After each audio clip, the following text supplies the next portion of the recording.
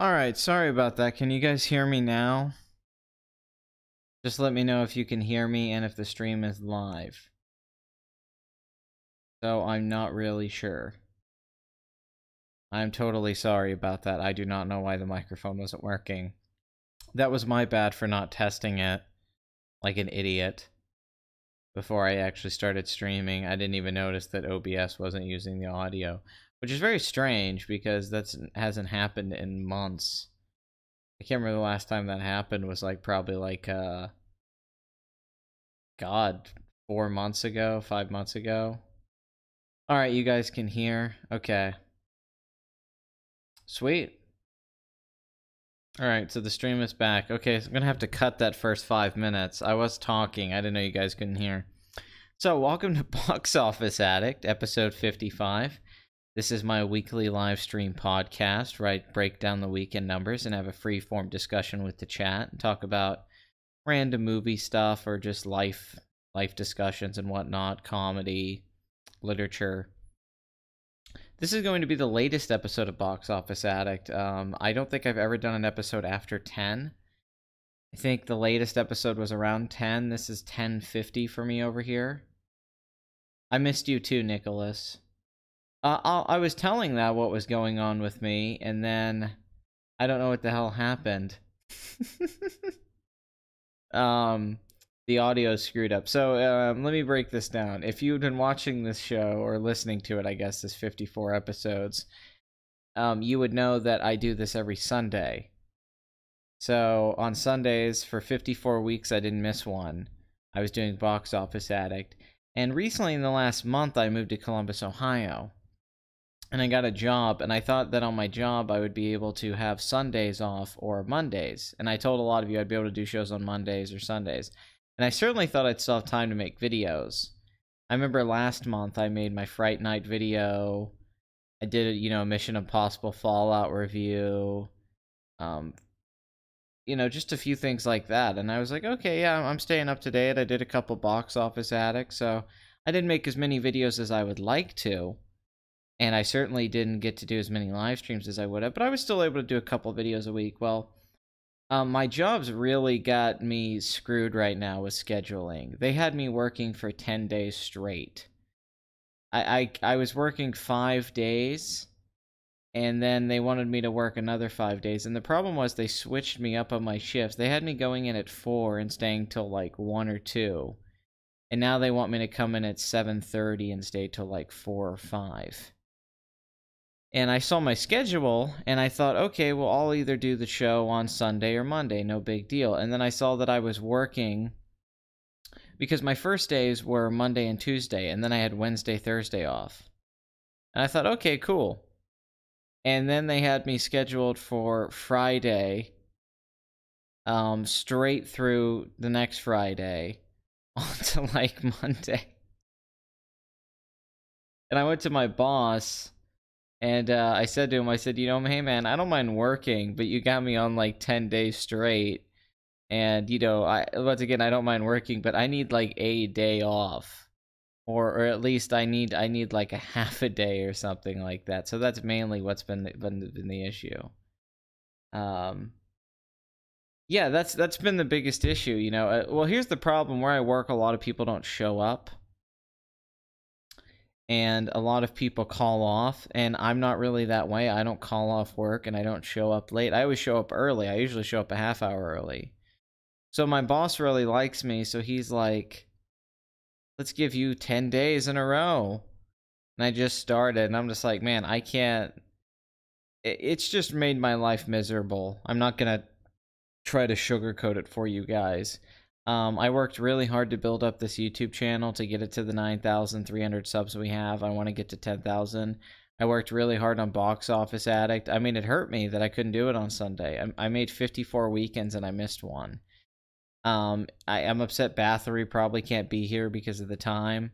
I didn't even have time to do it today. I had to do so much today. I had to go buy groceries. I had to go deposit money in my bank. I had to go activate another card I had. I had to pay a couple bills. I had to take my girlfriend to work and all that stuff. I just had too much stuff to do today. It was a real pain in my ass. And that's the problem with this job when they don't get. And I'm not trying to complain, you know, like, oh, woe is me, I have to work too much. I know everyone complains about their job and says the same arbitrary bullshit about every job ever.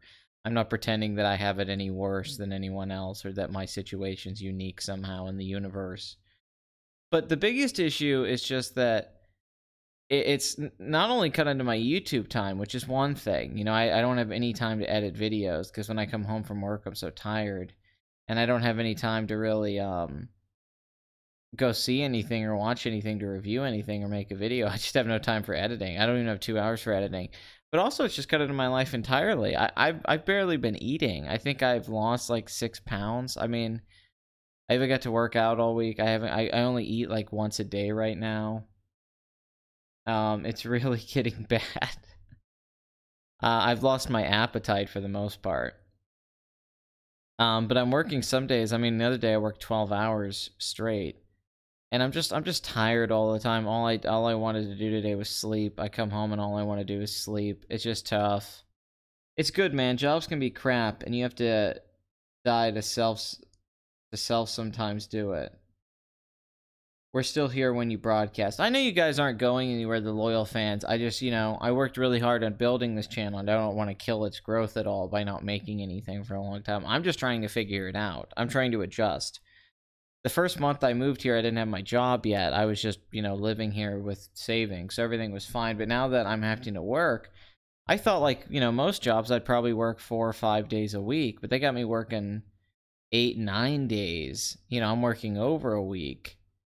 And I'm lucky to get a day off, and it's just a real hassle. It's just so tough. I basically just don't know how to have this job and to do this at the same time. I'm trying to figure that out. I've had that difficulty before, but it's never been this bad because now here's the thing though. If I do get this morning shift, which my boss says he's setting me up with, if I can get that consistently, where I work in the mornings to the afternoons, I'll be getting home at like 4. So if I get home at like 4, I can do a YouTube video and I'll be able to do Box Office Addict on Sundays because I'll just do it at 4 after I come home from work. I'll like jump in the shower and then come get on here and do a new episode. So that's the hope, is that I quit working these night shifts. It's cool if you want to run the box office numbers other than Sunday. No, I understand that. It's just in general I want to make more YouTube videos. I'd like to review some more movies like Leave No Trace, The Three Identical Strangers, Upgrade, Rampage. There's a lot of movies I'd like to review and talk about on this channel. Pat is becoming Christian Bell from The Machinist. It's cool if you want to run the OSRA. Remember that stupid guy in the Alien Covenant video comments? He laughed at you for taking art seriously. Oh yeah, no, I know.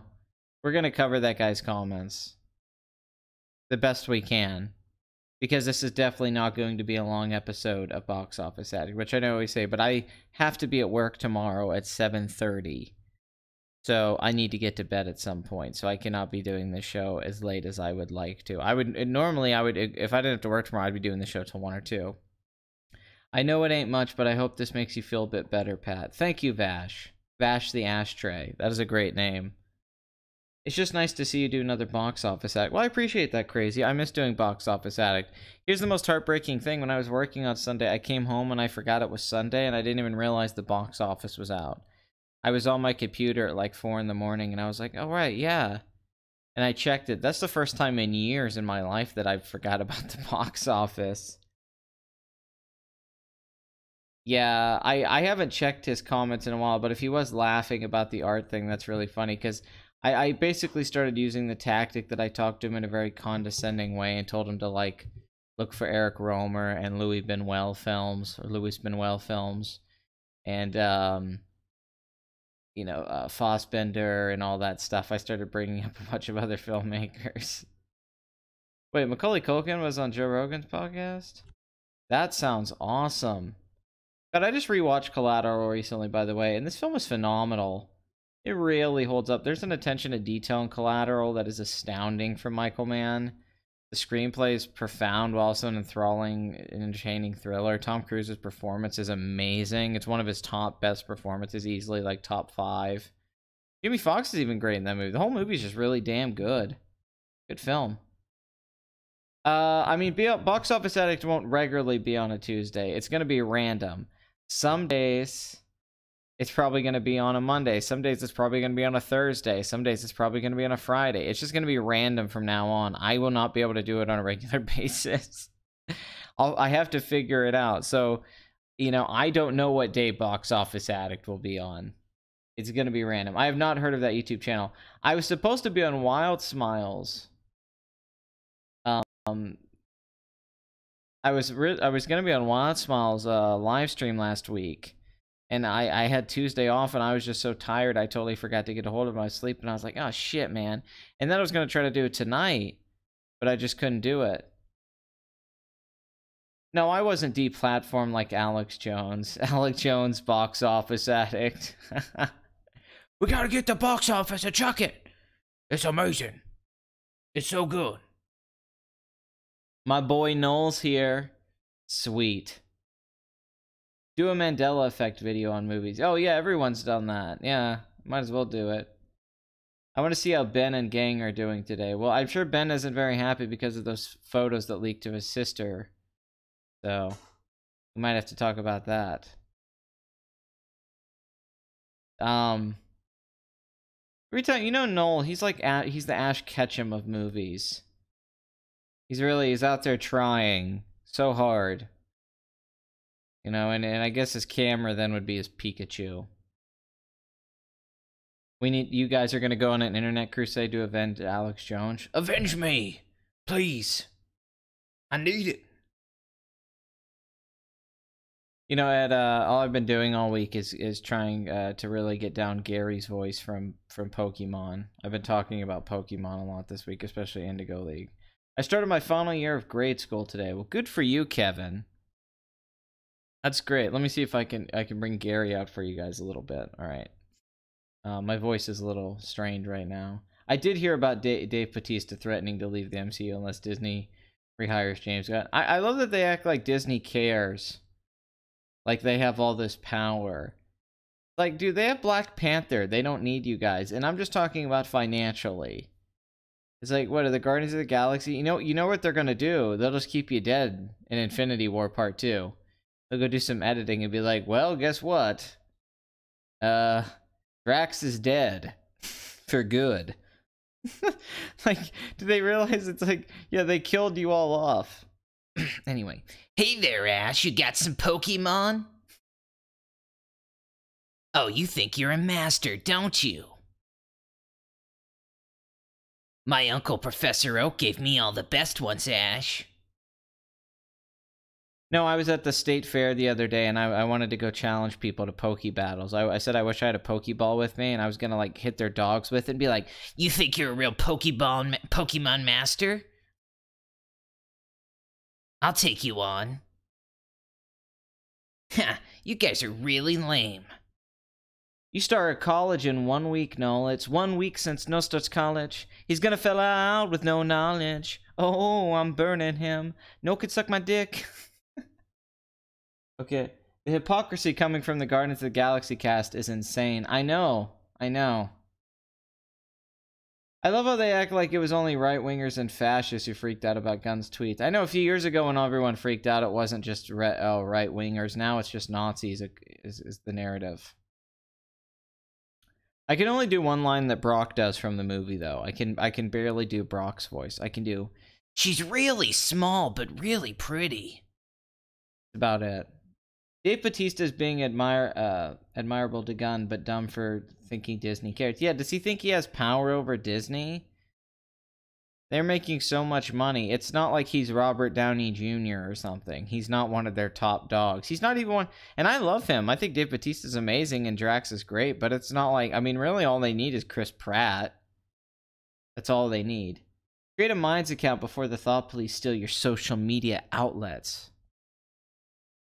Don't let Big Brother take over.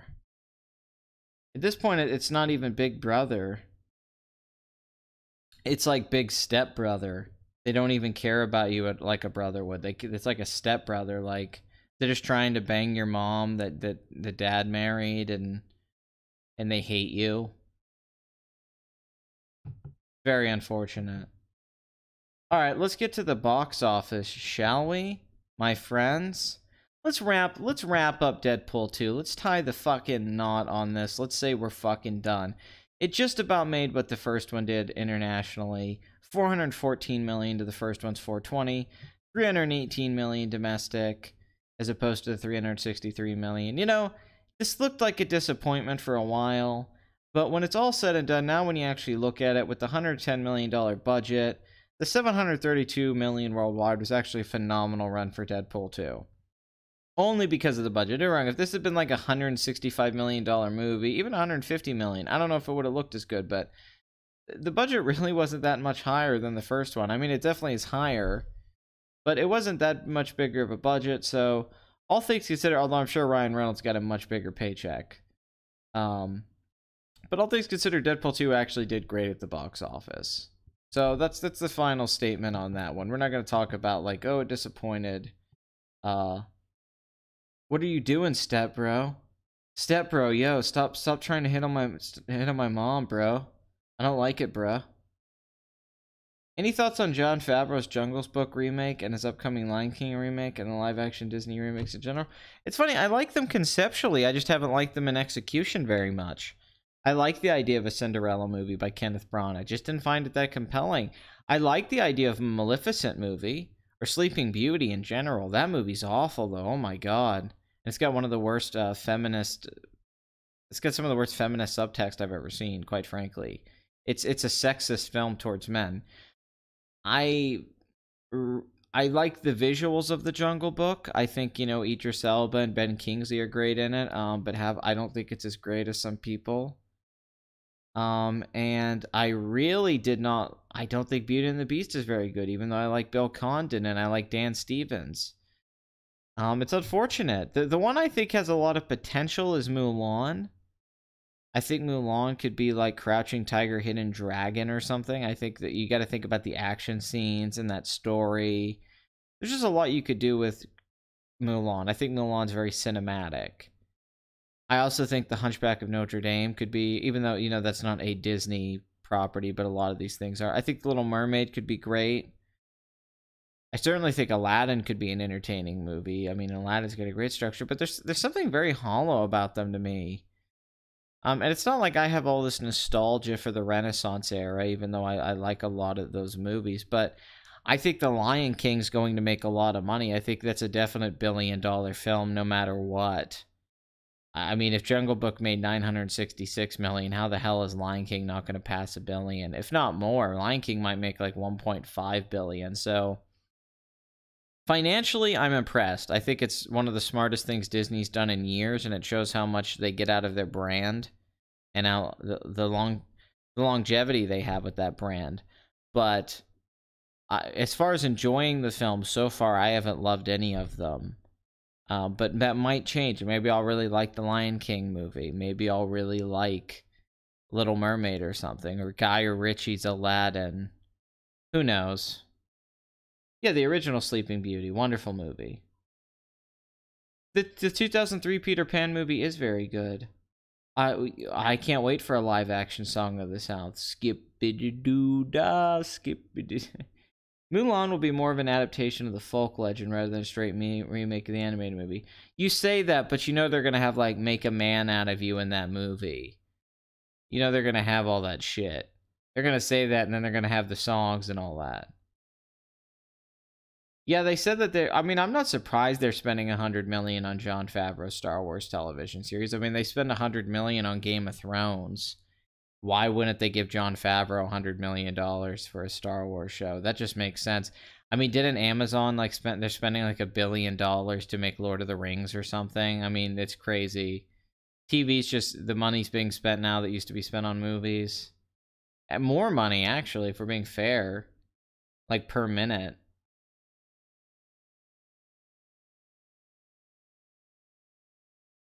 I mean, Lion King is Disney's golden goose. I mean, they have a freaking Lion King Broadway musical that's the most successful Broadway musical. Well, that's the thing. Look how successful Lion King is. The original film made about $1 billion. Now, then once it got re-released, it did. It was the highest grossing 2D animated film of all time. The Broadway musical made like $800-something million. I mean, so there's no question.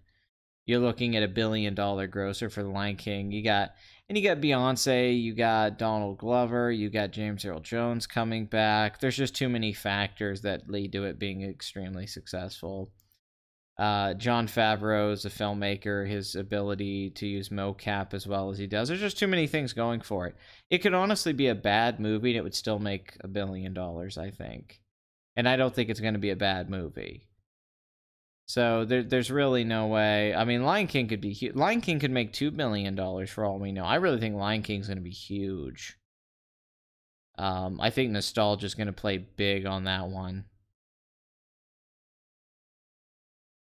Hey, that's really cool, Crazy. I hope that worked out, man. Oh, it's grossed about $1 billion. Yeah, I know for years it was like 800. Yeah, so there you go. Like, so I'd say $1 billion is a lot, but I think 1.5 billion is very possible. I think the Lion King live action film could end up making like 700 something million domestic and, you know, $1 billion internationally. That would not shock me even slightly. So we are here to talk about these films because we have Christopher Robin as the box office addict film of the week. But let's keep going on the box office and see where we're at. All right. Let's just jump up to Ocean's 8, skip a few. 274 million worldwide, only up a few million from last week. So I guess that's coming to about the end of its run. I don't know if it'll make 300 million, but not a bomb by any means. Sicario 2, 364,000. $49 million this at the domestic box office, $71 million worldwide. Okay, FX. Won't You Be My Neighbor is 21 million. I think that's about to end its run. Great run for a documentary, though. Those are really good numbers. Blind Spotting, one of the indie darlings that's come out this year, made 663,000 this weekend, 48% drop. Just made about 3.2 million. Not doing that great. Sorry to Bother You, which looked like it was going to be doing very well, just kind of dropped after its really good opening weekend. 802,000 this weekend. It's currently made $15 million at the box office. Bit of a disappointment after the reviews and the great opening. Let's see how Spike Lee's Black Klansman performs, which I think is, you know, getting the same kind of momentum going into its opening. The First Purge, 930,000 this weekend, 58% drop, $67 million domestically. $121 million worldwide, $13 million budget. That was a very successful film from Jason Blum and Michael Bay.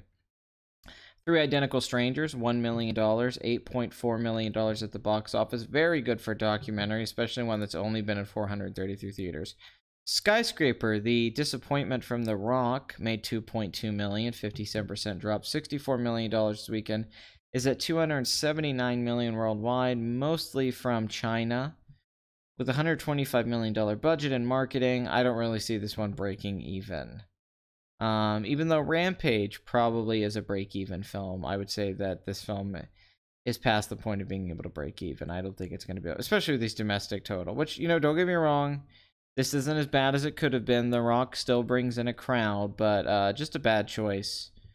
Death of a Nation, 2.3 million, the worst reviewed film this year, although I don't know how much of that has to do with it being a bad film or that certain media outlets and critics hate Dinesh, who has made films criticizing the Obama administration and Hillary Clinton. All of his films get terrible reviews. His actual 2016 Obama film actually did very well, 33 million. But it's very badly reviewed filmmaker. I don't think his movies are great, but I certainly don't think his films are like 0% type films. And I am sort of a fan of his, not a huge fan. Sometimes I think he makes kind of ridiculous arguments, but it's not like when he debates Chank's over there, like, he went to prison, you know. But in 1,000 theaters, this made 2.3 million, so it didn't do that great for Dinesh. 8th Grade from Bo Burnham, very critically acclaimed, 2.8 million, 6.5, well, 7 million domestic total. This film's doing very well from A24, who's just had a run of successes, financially and critically. It seems like every year the best reviewed film. Yeah, I watch midnight screenings sometimes. I mean, I haven't watched it in a long time, for sure. Avatar had live-action actors, though. Lion King 2019 will be closer to James Cameron's dream of full CGI movies. I mean, yeah, but we've already kind of seen that with the Planet of the Apes movies. Although I know they shoot those on location and add CG. I imagine some... I mean, I don't know why Jon Favreau's doing everything green screen. It looked really good in the Jungle Book, but why not go shoot some stuff on location and have the actors go... Wouldn't that look better? Like, when you guys all prefer if the movie was shot on film and they went out and shot on location and then added the mocap lions and stuff like that? I would. I'd prefer if they just shot stuff on location. I don't know why you would do everything in a computer. And it's not that it doesn't look good. Jungle Book looked fine. It didn't look fake. But I don't know. I think there would be something... I think there'd be an extra level of grandeur if... And I know part of it is he can control the camera work in a computer. You can do whatever shot you want. And it's much more difficult to get those shots in live action. But it would also make those shots more impressive if you got them in live action than if you did it all in a computer. Personally. For me, I think that would be much more impactful. Jurassic World Fallen Kingdom continues to impress by having a major run at the box office. $3.9 million this weekend, 41% drop, $405 million domestic. That's huge. $1,261 million worldwide. Looks like it's going to make $1.3 billion worldwide on a $170 million budget, $185 million promotional. You know, domestic, they probably didn't have a huge profit margin just because of the marketing cost, but worldwide, there's no doubt this film's going to make them $300 to $500 million in net profit. So major success from the first film that made $1.6 billion. This franchise isn't going anywhere. Honestly, I think this is such an impressive run. It's hard for me, and I hated this movie, if any of you guys listen to my review of it, and I made fun of it. But it's really hard to undersell how impressive of a box office run this actually is. I don't think anyone predicted this film would do as well. I don't think anyone thought it could make $400 million domestic. I mean, it's just a big hit. I mean, once again, if the first Jurassic World had done that well, that would have looked like a major success. This is really good. Really good performance.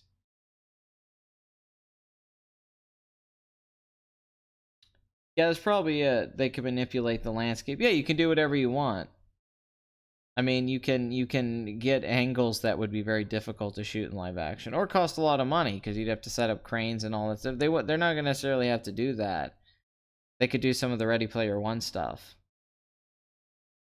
I wonder if doing everything CGI is also to show how much money you can throw in a boastful way. Possibly. There might be some delusions of grandeur with that, but I honestly think Jon Favreau's just trying to do something a little different, and it worked out for him before. I mean, there's no way with the $100 million Star Wars show he's going to do everything green screen. He's probably going to shoot a lot of that on location. So I actually think he's going to make good Star Wars stuff. His camera work and his pacing and the way his movies have tones are very, I think, are in line with Star Wars, actually. Teen Titans Go to the Movies has nobody going to see it. $4.7 million this weekend, $21 million domestic on a $10 million budget. Another disappointment. Front-loaded movie adaptation of a kid show. Incredibles 2, amazing performance. $4.9 million this weekend, 31% drop. $583 million worldwide. $1,049 million worldwide. I mean, $583 million domestic. Here's the thing: Toy Story 3 is the highest-grossing Pixar film. That made $1,066 million. This is going to pass it. To become the most successful film in the studio's history, and I think $1.1 billion is definitely possible, and $600 million domestic. So this film did just as well as everyone thought it would, if not a little better. It looked like it was dropping pretty hard after its first weekend, but it's come around. So Incredibles 2, Brad Bird's most successful film, and one of the most successful animated films of all time, quite frankly. I think the only thing that's going to be ahead of it would be Frozen, once it's done with its run. So there you go. The Darkest Minds, $5.8 million, $34 million budget. This is a terrible opening weekend. $10 million worldwide. If you're one of us, come find us. I remember seeing the trailer for this in the theater and laughing my ass off. So there's that. Ant-Man and the Wasp continues to have a disappointing run at the box office for a Marvel movie. $6.3 million, 27% drop. That's actually a really good hold. $195 million domestic, so it will pass $200 million, which is probably what Marvel wanted. I'm sure they thought on the high end $230 to $250 was possible. This will be one of their lower grossing films, but still, you know, $200 million domestic. I'm sure the budget's around $170 million. First one was 130. First film made 519 million worldwide. This film's at 427 million worldwide. Looks like it's gonna just scratch to get to 500 million. At one point, it looked like it would make 600, 700 million when the first day numbers were coming in, but its opening weekend just came in at what it was expected to. The estimates all said 75 million. So far, Ant-Man and the Wasp is just having an okay run. It's really nothing that great. Actually, the first Ant-Man, adjusted for ticker price inflation, made 202 million. So it still hasn't quite touched that yet, and worldwide it's not there yet. It's about 100 million difference in the foreign box office, although I know this hasn't been opened in China yet, which is where the first one made a lot of money. But this makes me wonder about Ant-Man 3. They'll probably do a team-up movie. I don't see them doing a third Ant-Man with these kind of numbers.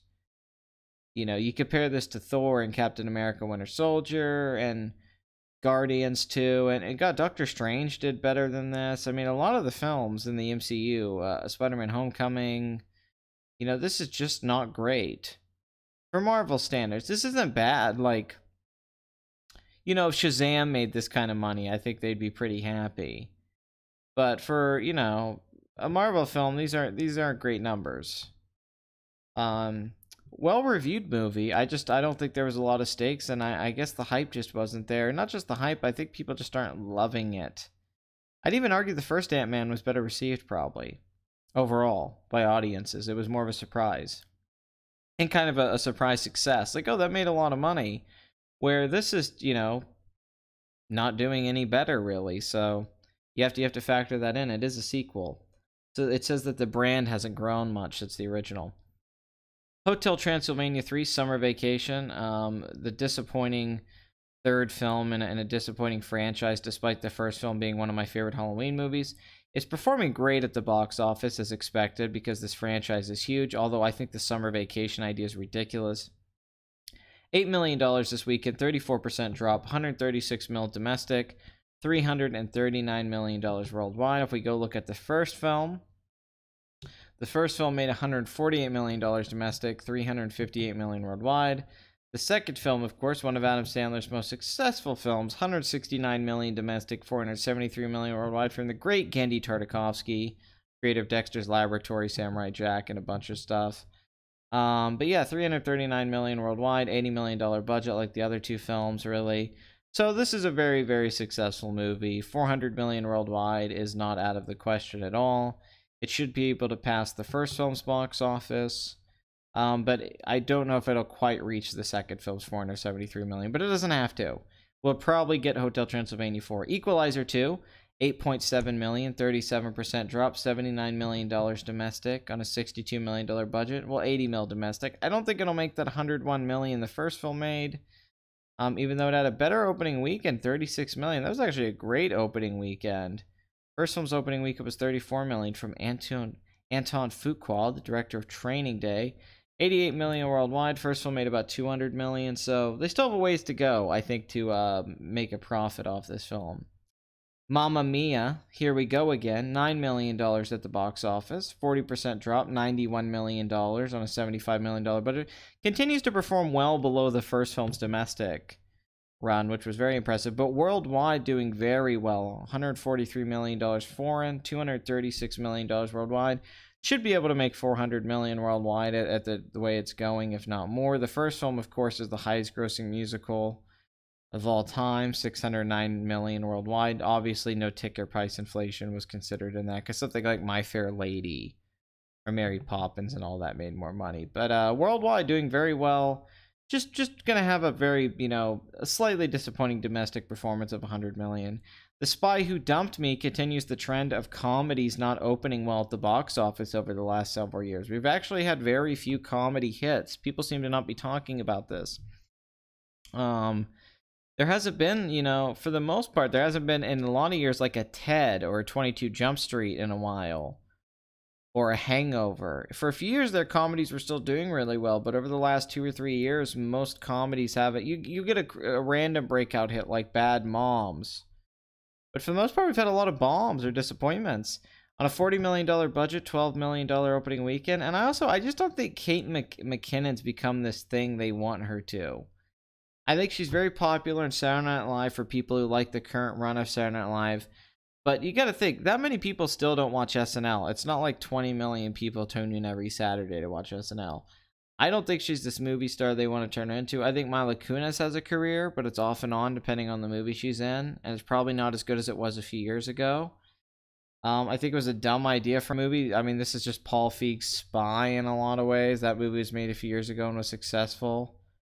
So The Spy Who Dumped Me, $40 million opening weekend, $13 million domestic. I mean, this isn't great. Melissa McCarthy's last film didn't open that great. A lot of stuff. Mila Kunis films typically do decent. You know, Jupiter Ascending was a bomb, but Bad Moms was a hit. Bad Moms Christmas did fine. You know, Ted was a huge hit. Friends with Benefits made money. Black Swan, Date Night. She was in The Book of Eli. She's been in some successful movies. You know, let's not talk about Jupiter Ascending. It didn't ascend at all at the box office. But, you know, The Spy Who Dumped Me, yeah, this is just a thing. I don't think... And it sucks, too, because, you know, Gillian Anderson, fucking Scully, Justin Theroux, produced by Brian Grazer and Ron Howard. Yeah. Not a great performance. Now let's get to the box office Addict film of the week. Speaking of Disney live-action adaptations of animated classics or stories that were bought by Disney to be turned into films and whatnot, Disney's Christopher Robin, which I love some of the Winnie the Pooh films. I certainly love the books. The 77 Winnie the Pooh film I think is phenomenal, and the film they did a few years ago I thought was great. So 24.5 million. A lot of people were predicting much better numbers than this. I heard a lot of people say they thought this would do better than Mission Impossible, which I was laughing my ass off at. I think that the film, you know, a lot of people are saying 50 million or 45 million, 35 million. 24 million is a slight disappointment just because a lot of people thought this would open better because of the Pooh brand. I don't think Winnie the Pooh is as popular anymore as people think it is. That Winnie the Pooh movie didn't do that great. That Goodbye Christopher Robin didn't do that great. This film had a wonderful trailer. I certainly like how the special effects of Winnie the Pooh looks. But I don't know. I mean, if Paddington couldn't make $100 million domestic easily, I don't know why people thought this would. I just don't think this brand's as popular as it is. I don't think as many young people have nostalgia or grew up on this as people think they do. I love it. I love Winnie the Pooh. I love, you know, that those characters in that world and all that. But I'm not surprised by this. And also, Ewan McGregor, as much as I'm a big fan of him, I don't think he's this big A-list star. I think a lot of people are like Obi-Wan Kenobi with that guy or Trainspotting, and they forget a lot of good stuff he's been in. You think Ant-Man needs to be the Hulk and just team up flicks? Yes. I think that would be the best course of action. Fab tends to make good decisions regarding his films. I'm sure this one will be fine. I'm sure it'll be fine too. I'm not like worried. I have trust Jon Favreau, even though I hate Cowboys and Aliens and Iron Man 2. Did you recently watch ER's recent Solo? I did watch his review. It could have been a little bit better. I thought it'd be a little funnier, but it wasn't bad. It's definitely not one of my favorite ER reviews.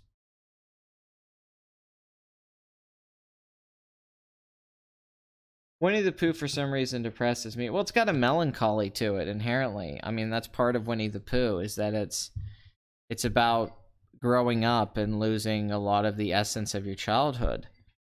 And trying to take you back to that a little bit to remind you that you had this innocence that the real world just doesn't have. And it actually deals with things like death and acceptance. I mean, it's a little boy learning valuable life lessons.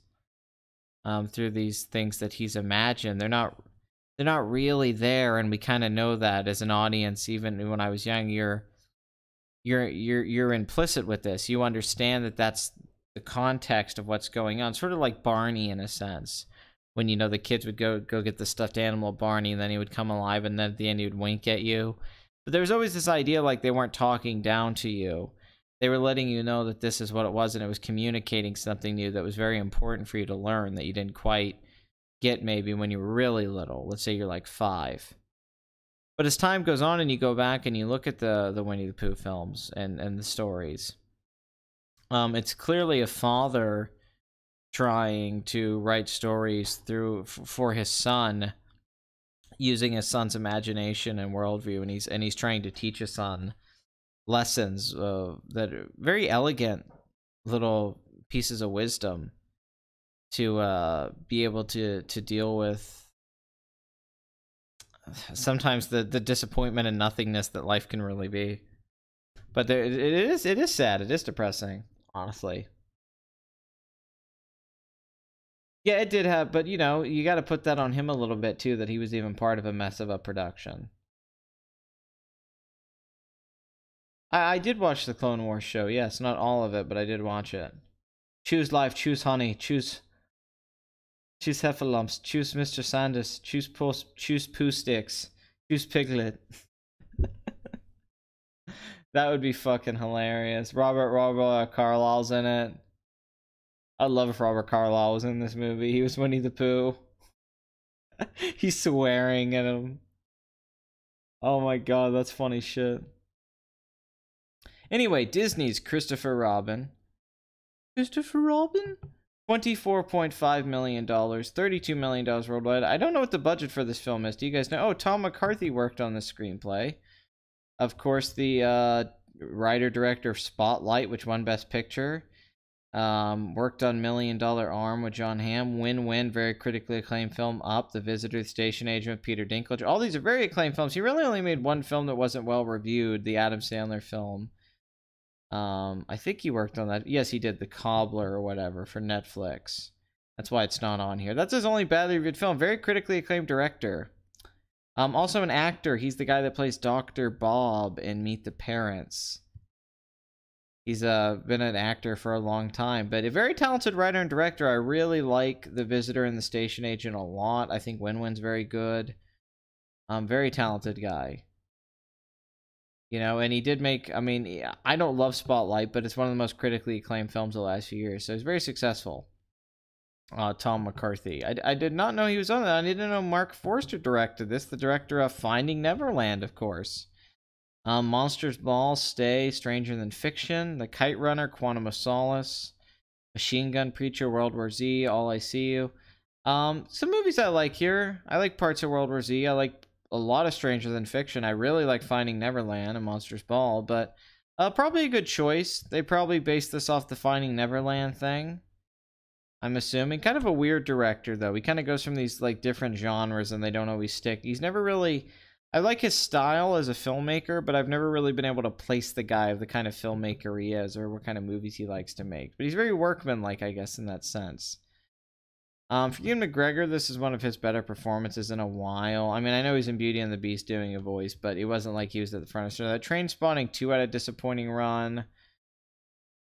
Yeah, when you really go down the list, nothing's really done that great. He's been in a lot of bombs, actually. Unfortunate bombs, like Haywire should have been a much bigger hit. I Love You, Philip Morris is terrific. The Ghost Rider was very good, the Roman Polanski film. Big fan of his. Just an actor never really seems to get his due. He was also in the Tim Burton film Big Fish. I think well cast. I think I'd probably enjoy this movie if I watched it on television. Did not get rave reviews. Has like 68% Rotten Tomatoes. I was expecting a little bit better. I haven't really heard much about this movie, but could somebody give me the budget on this? We're looking at a $24 million opening weekend here. And I guess maybe it opened to... Oh, no, wait. This is Monday numbers. Well, last week I decided to watch Mission Impossible 6 because you said it was great and I loved it. Oddly, the power in the theater shut down near the end and I got courtesy tickets. Well, shit, man. It's awesome.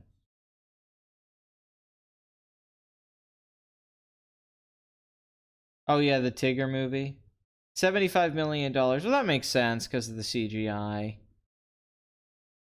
Jon Favreau used to not be big on using CGI, and yet he can use it better than most Hollywood directors. Why is that? He probably learned a lot. Seems like a sharp guy. You know, he's become Ron Howard, the new Ron Howard, and in a funny way, he's become more successful than Ron Howard has in recent years. Now, I'm talking Apollo 13 Ron Howard, and I think that's the goal for someone like Jon Favreau is to one day make an Apollo 13 kind of film. Kind of film that a career builds towards. But if you go back and look at Swingers... a terrific screenplay, the Doug Liman film. And then you jump ahead, and he did Maid, and then he did Zathura, which I actually like more than Jumanji. But then Elf, he made a modern Christmas classic with, you know, not brilliant direction. He was just learning stuff about cinematography. But he made a film that's part of the Christmas circulation. I mean, and it's in many ways Will Ferrell's definitive movie for a lot of people that are like Anchorman. Then he gets Iron Man. He kicks off the MCU. He's working with special effects, makes Downey Jr. an A-lister. I mean, he really does one of the most significant movies of the 2000s is Iron Man, when you think about what it led to and how it brought back a movie star's career. Then he does Iron Man 2, Cowboys and Aliens, kind of loses his way. Both films, you know, especially Cowboys and Aliens, has a really disappointing run, disappointing reviews. His camera work's still great. I think he has phenomenal camera work in both of those films, and is cutting, and for the most part, I don't think he's a great action director, but he's a very good filmmaker. He understands how to pace things and find comedy and drama. He's very good with the mise-en-scene of a movie.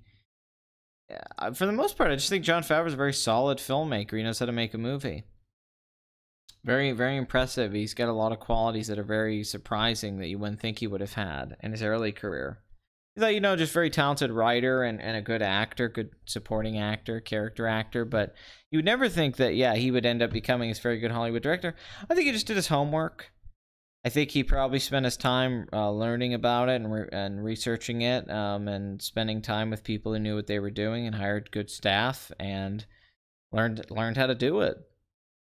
You know, because he went and made Chef, which was his best movie in years for me since Iron Man, and that was this low budget, basically indie film with him in the lead role. And then, you know, then he comes back with The Jungle Book and he's bigger than ever. And now he's getting to do Lion King and Star Wars. So I'm not really sure Jon Favreau's so good at it. I guess he just has a good acumen for it. He understands it. That's the best answer I could give. Chef was good, yes. What if Mel Gibson did Guardians 3? I would love it. I would love it. Should others see The Mummy 2 and revive? So, should there be a Mummy 2 and revive the Dark Universe? I think making The Mummy 2 would be a bad idea, and I think reviving the Dark Universe would be a bad idea. But I don't think it's a bad idea to make Frankenstein or The Invisible Man and movies like that. I think there's potential with those movies. I loved Elf and Iron Man. Didn't care for Zathura, though. Yeah, Zathura's just okay. I mean, I certainly like something like Sky High more from that era. But yeah, Elf and Iron Man, I really like. I think they're very good movies. He's a very talented guy. I even liked him in season 2 of The Sopranos. When he comes with Christopher and he's trying to make the mob movie. But yeah, 24.5 million. Decent enough opening week. A lot of talent on this film, actually, when you think about it. Like, from the actor to hiring a big-name director to getting Tom McCarthy to work on the screenplay. Although I don't know how much he actually wrote of this movie, to be fair. But, you know, we'll have to wait and see. Maybe this will have good word of mouth and make $100 million. With the $75 million budget, though, this is not an amazing opening weekend. $30 million to $40 million would have looked a lot better. So, am I the only one who thinks the live-action Lion King would suck ass? I don't know. I know it depends. It depends. It could be either really good or it could be...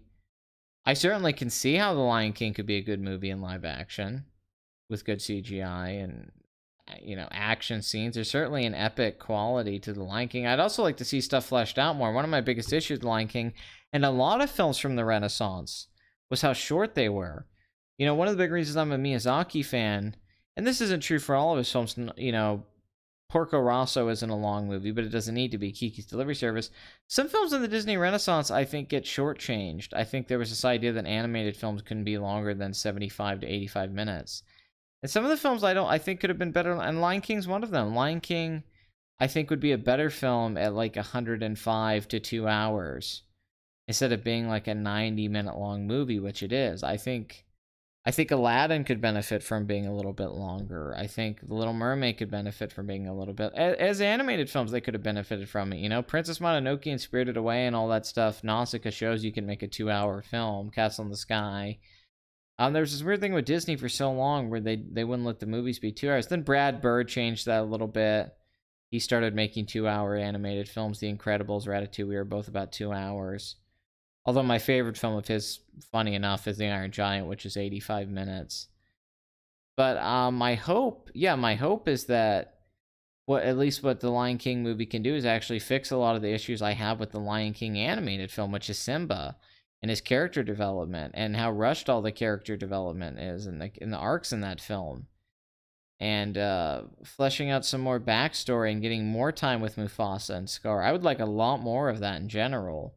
So hopefully it's like a 2-hour film that actually spends more time on those things. I think there's actually a lot of potential to improve on things from The Lion King. Not necessarily the music numbers or the visuals. I think that's all amazing. But I certainly think there's a better way to tell that story. And I think you could actually have that story span years that are a lot better than doing the Hakuna Matata montage and then having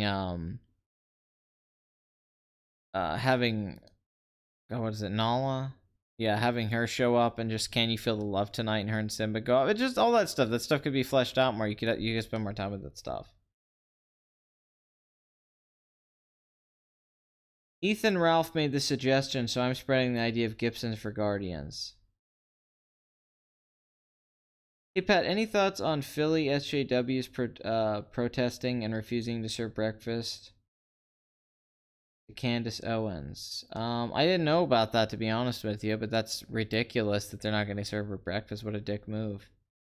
Just because you don't agree with her politics?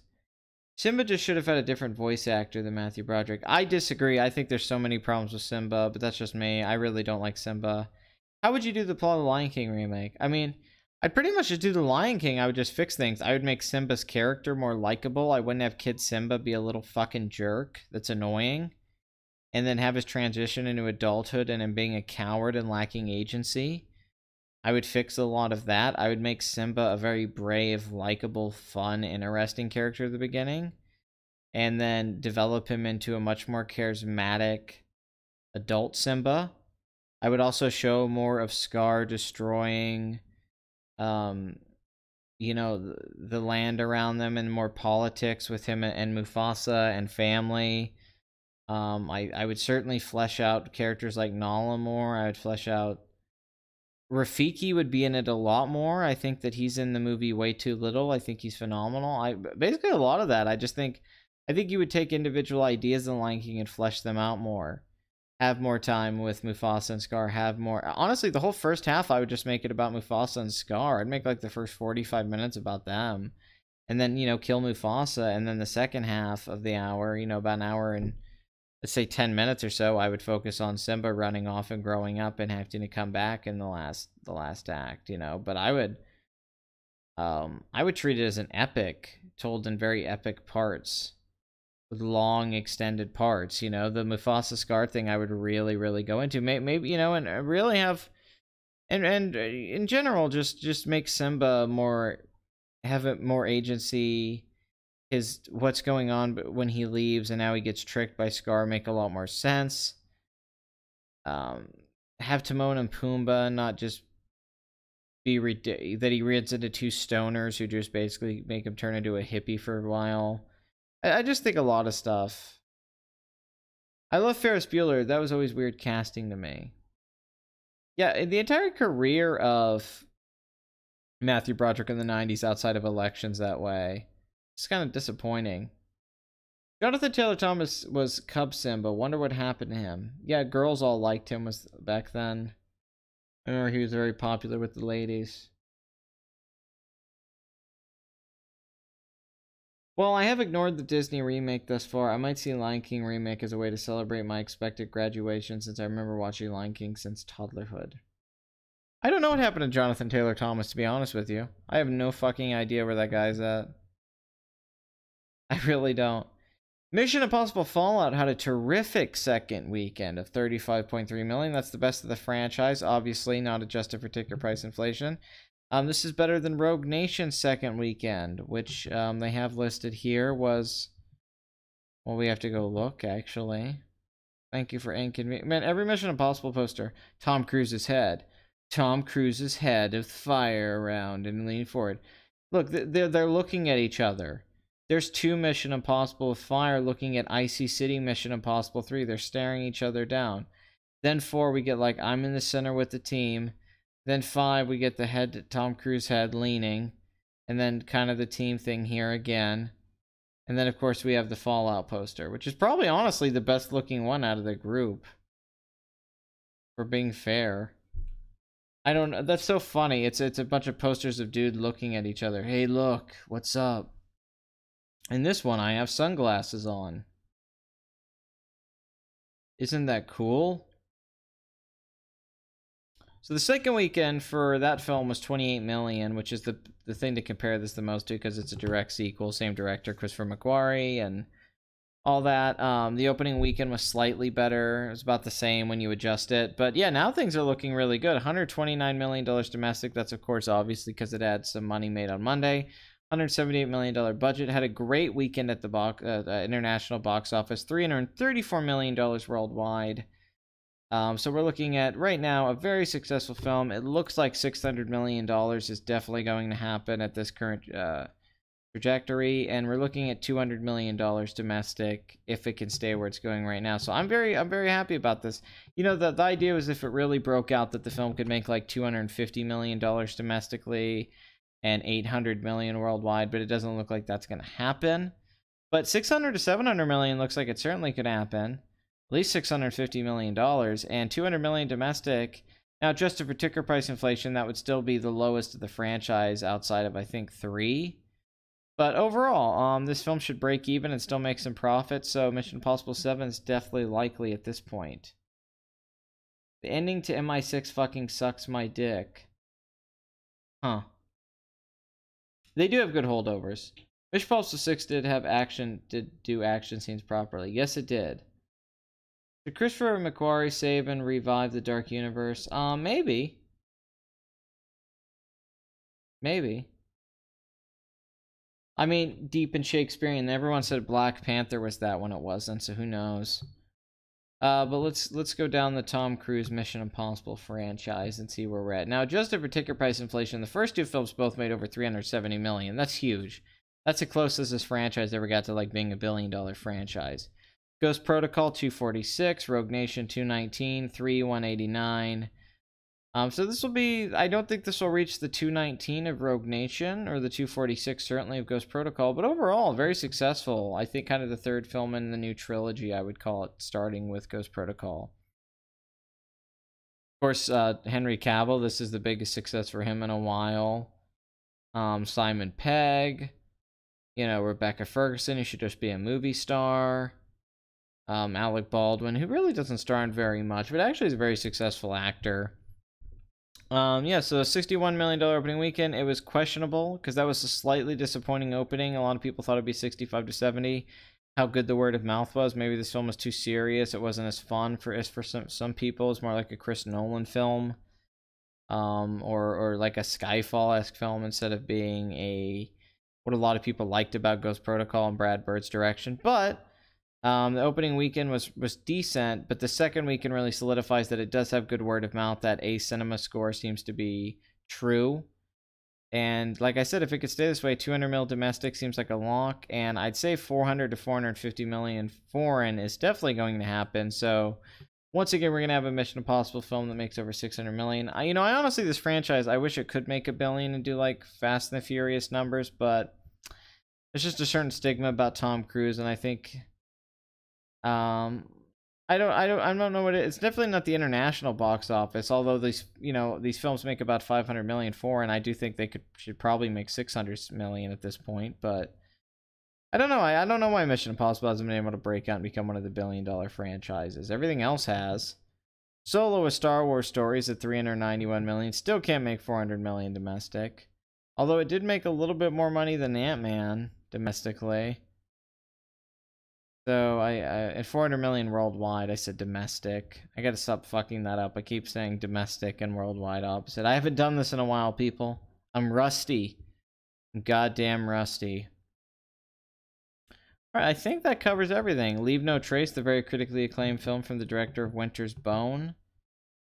It's made 5.2 million. Let me see. Along with the Gods, the last 49 days, 422,000 in 40 theaters. Don't know what that is, but it looks fucking amazing. Let's see where Tag's at worldwide. 74 million.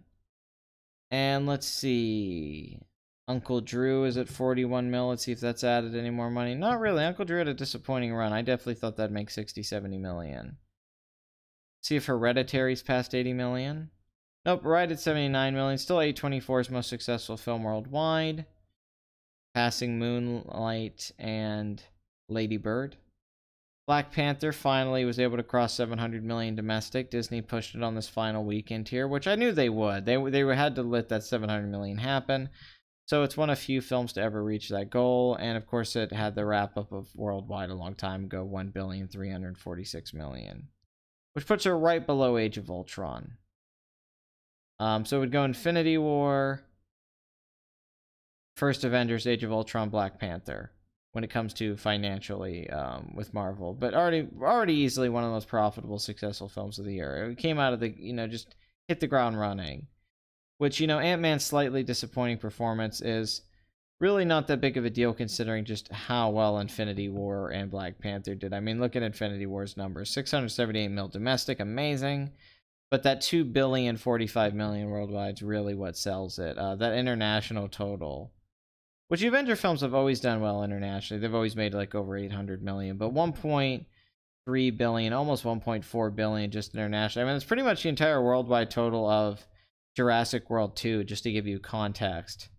And that's what Avengers did just internationally. So that's an amazing, amazing international performance. One of the best ones. Fred Durst as Simba. I like your idea. What percentage of the international box office goes to people who made the film? Well, it depends. Like in China, sometimes it's 25%. Most places, it's 55%. It used to be a lot lower than that back in the day, but it's gone up. So, I've watched episodes of Bates Motel.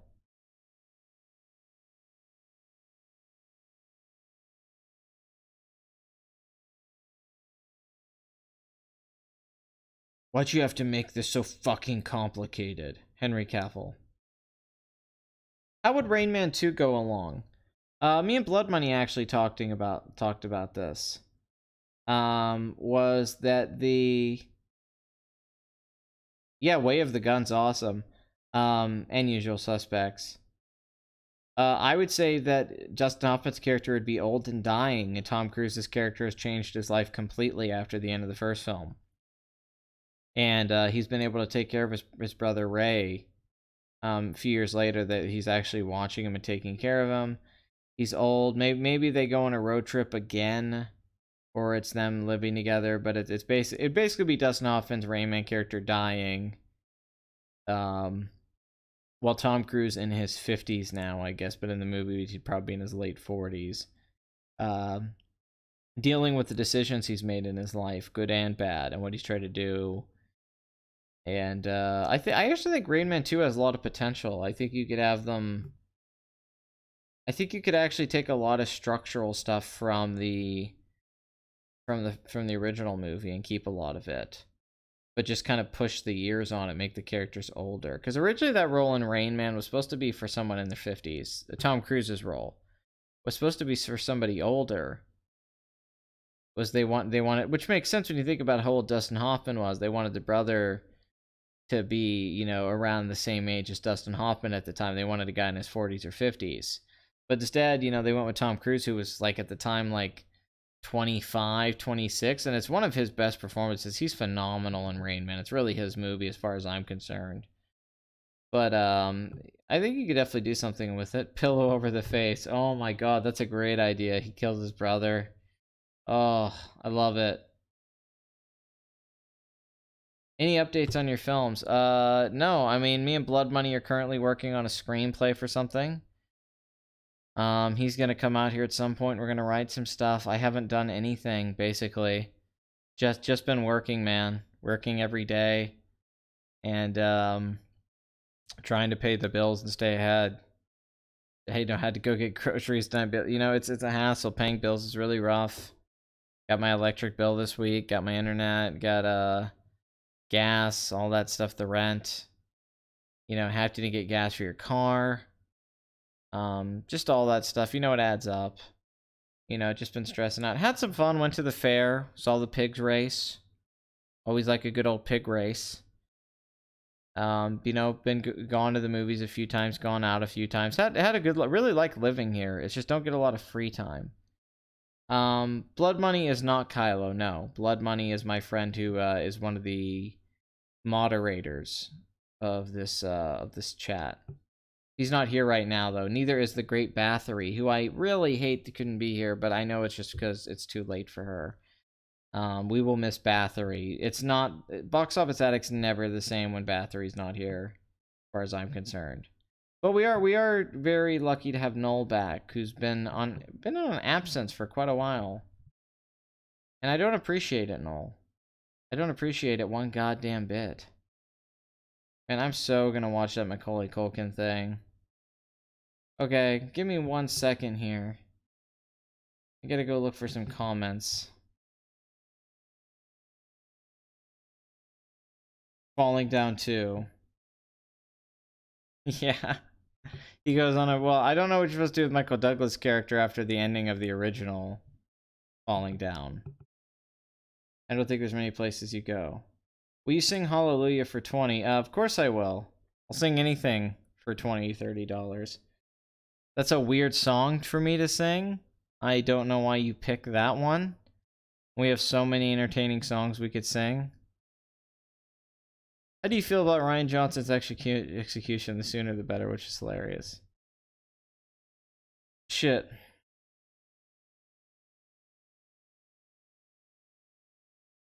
Oh god, this guy's oh,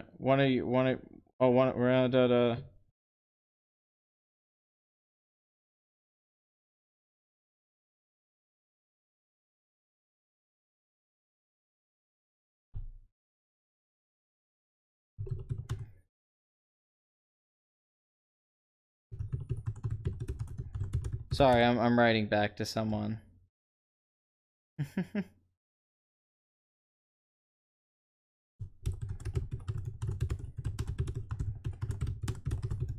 This is really boring air.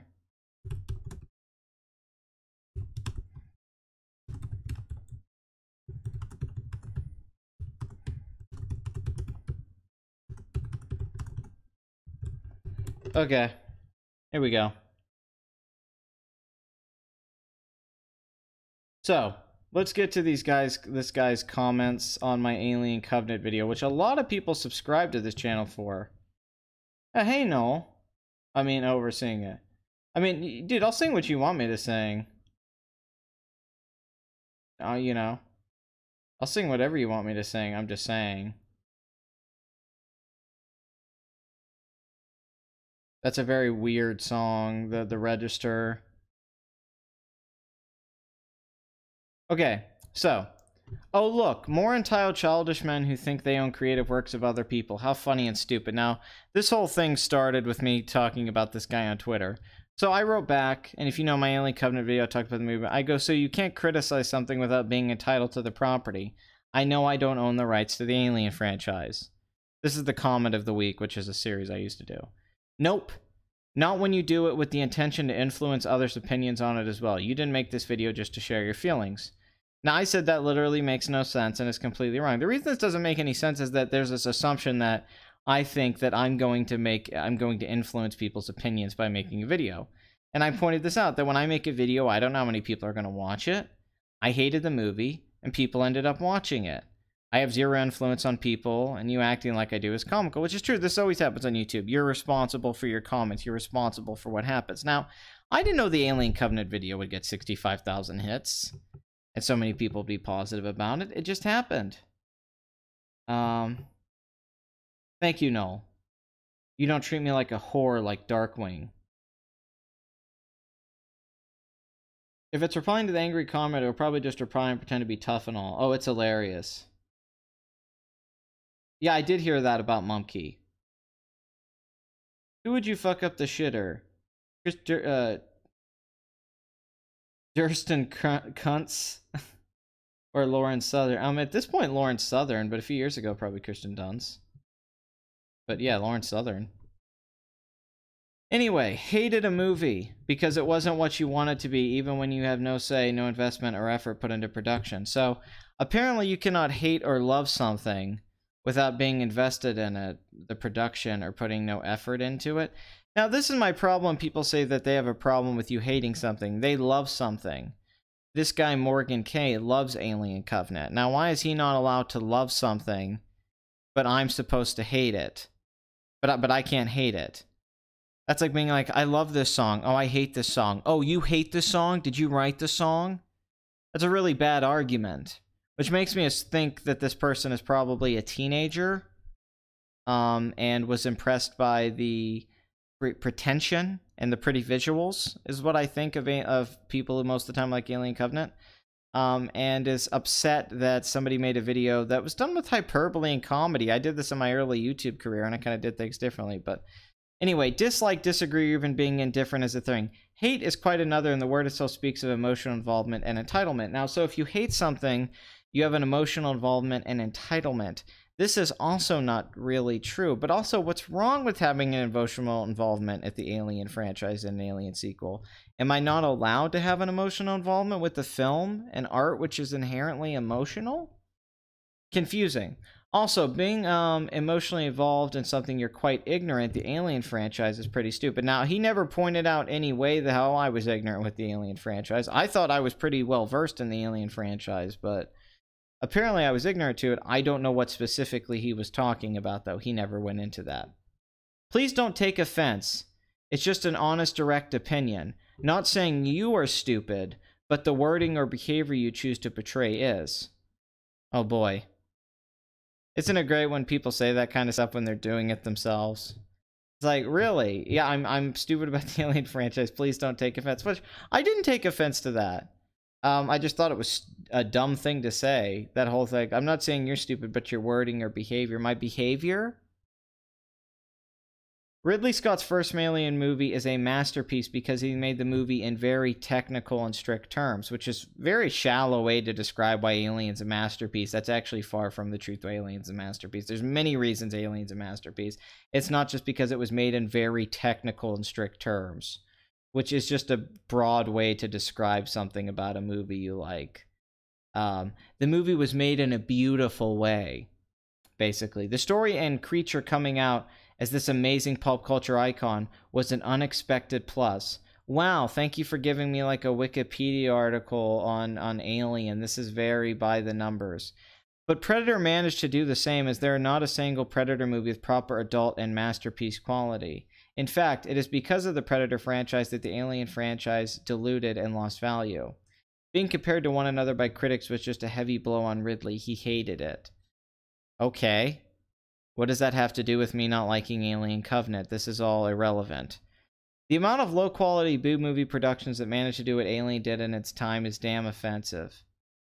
See, that one I find confusing. The amount of low-quality B-movie productions that managed to do what Alien did in its time is damn offensive. What do you mean that Alien did in its time? Alien, there wasn't a bunch of B-movie productions that made as much money and did as well as Alien. That's like saying Jaws or something. Like, Alien was very critically acclaimed and made a lot of money. I can't think of many B-movie productions that made like the $80 million of Alien.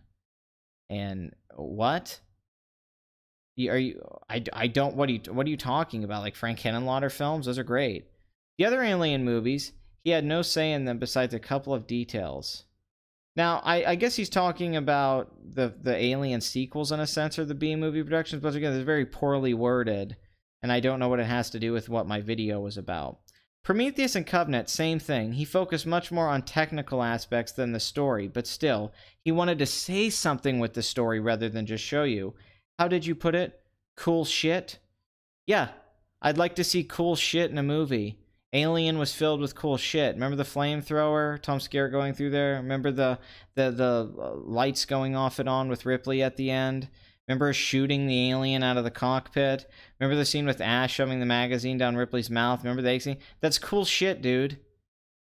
I don't know what they try. People take offense at. Oh, yeah, that's cool. There was a bunch of cool stuff in Alien.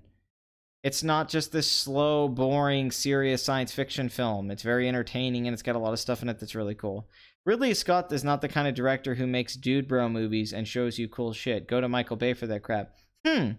Now, is this not the director of Black Rain, one of the ultimate cool shit movies ever, where Michael Douglas is riding a fucking crotch rocket and one guy gets his head cut off, decapitated later in the film by Yakuza on a fucking motorcycle? How is that not the definition of cool shit? In fact, Ridley Scott's filmography is filled with dude bro-esque, Michael Bay-esque sort of things. Gladiator's filled with that shit. Are you kidding me? Tons of the action. Black Hawk Down? What Ridley Scott movies have you been watching? Ridley Scott's been that kind of director for years. He's not this serious artsy director. He's been a commercial blockbuster director who does cool visuals and action scenes for a while now. I mean, occasionally he'll make something like American Gangster, but for the most part, he's really not that different from his brother Tony, for being fair. I mean, Blade Runner and Alien excluded, really. Anyway, he's expanding the universe. Whatever there is to say about the universe of Alien is being said. Oh, so only Ridley Scott gets to say whatever there is to say about the Alien universe. Other people don't have anything to say about the Alien universe. He's not simply rehashing the Alien horror scenes or just showing you a bunch of dead people scared to shit. Now, that's the weird thing. He is rehashing a bunch of Alien horror scenes. A bunch of the scenes. In fact, he's rehashing slasher tropes in Covenant. So that's just wrong. Are you telling me the shower scene isn't a rehash of stuff from other movies? Or what?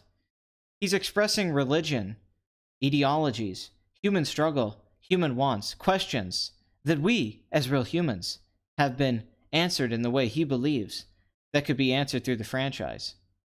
Oh yeah, so just because a film has subtext about religion and ideologies and the human struggle and human wants, that makes it a masterpiece and a great piece of filmmaking. A film just has to have themes to be good. It doesn't matter about the execution of the story. It just matters if you have themes. Any pretentious, shitty film student can make a movie with themes. Themes are not hard. What is difficult is actually telling a good story and having good characterization and pacing things out and delivering something and world building, which Ridley Scott has failed at with these recent Alien films, which he succeeded at with Blade Runner and Alien. It's almost like you don't get why the first fucking Alien is so goddamn good. It's the world building. It's that we're seeing a small piece of that universe and it's one little story. It's almost like a short story, a Lovecraftian short story that makes the universe and that whole thing feel so much grander. What is the space jockey? What is going on? And it doesn't shove subtext in your face. Yes, it has sexual imagery, the magazine in the mouth, Ash basically jizzing everywhere in the room, the alien being inherently sexual, the design being to look at like an insect because that's the least sexual things to human beings. That's what makes it scarier. Yes, that's what makes it haunting, being alone, being isolated, possibly getting raped by a giant bug monster. That's awesome. It's psychological, it's good, and it's small and simple and elegant. And it does have themes, but the themes are pretty much a lot of things you can project onto it. What makes it work is just a piece of fine-tuned genre filmmaking. Is that it, like Jaws, you put characters in a situation, they're going out to the ocean to find the shark, but they're also going to find themselves. Okay, Brody, Quint, and Hooper are trying to find themselves, right? And that's really what Jaws is getting at. The shark's just there, right? The alien represents something. It represents death coming, the unknown, what hides in the shadows, right? There's a lot of things that are great about it. But mainly it's just an entertaining movie. It's entertaining to watch Ripley survive. It's entertaining to watch other people go off. They feel like real people. It's very grounded. It has a lot of things in it that feel logical. And it's not trying to say all this stuff about religion. It's not trying to say all this stuff about humanity, really. And it's got a very clever plot twist in it with Ash being there trying to deceive them. He's using subterfuge, basically, to bring back something that they weren't expecting. They didn't know the guy with them was fucking them over. So that's why Alien's just a great movie. It's what he's doing in these new films is the definition of pretentious. Having Ozymandias or Paradise Lost references that are just direct quotes, having Michael Fassbender says it, doesn't make your fucking story equivalent to Paradise Lost as a piece of literature, right? Having people say religious references or clearly having religious themes doesn't mean it. Zack Snyder does that. Are you telling me that Batman v Superman's a masterpiece?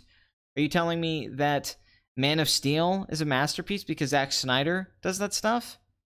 And Michael Bay's films is filmed with themes. The Transformers films are filmed with themes. They're just horribly executed. You have to talk about execution. It's not just subtext that makes a movie good or bad. Now, great subtext can help a movie, and it can certainly reinforce what a good story is. But if you have poor characters and poor storytelling, and you make an excuse saying Ridley Scott doesn't care about the story, well, that's kind of one of my complaints, and I brought up in the videos. Ridley Scott's not a very good storyteller. And even though I like some of his movies a lot, in general, his filmography shows that he's not very good at telling stories. He's just a very good technical director.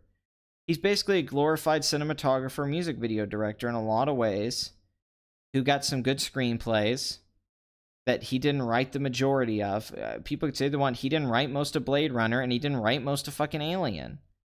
Now, he did great stuff on that. He storyboarded a lot of stuff. He did a lot of great work. His camera work, his lighting. But this idea that Ridley Scott's this genius storyteller writer, I don't think there's any evidence for. I think he's completely good or bad based off the script. I think his filmography speaks to that. You didn't ever go to Ridley Scott for cool shit. Just don't. Not everyone who loves movies has the mind of a 6-year-old. So, what? So if you say cool shit, that apparently makes you on the level of a 6-year-old because you wanted to go see cool stuff in an Alien movie, especially one that is so silly and over the top and cartoony and almost a B movie in itself. Honestly, Alien Covenant reminded me of those Showtime Beyond or like Cinemax late night stuff that was so weird. So then he comes back again. Also, in your shitty ass review and hate speech, Jesus fucking Christ, you imbecile. You say Ridley Scott is fucking old and that his visual style is pretty unique. Really? Ever heard of fucking H.R. Geiger? Or is it Giger? Let's say Geiger.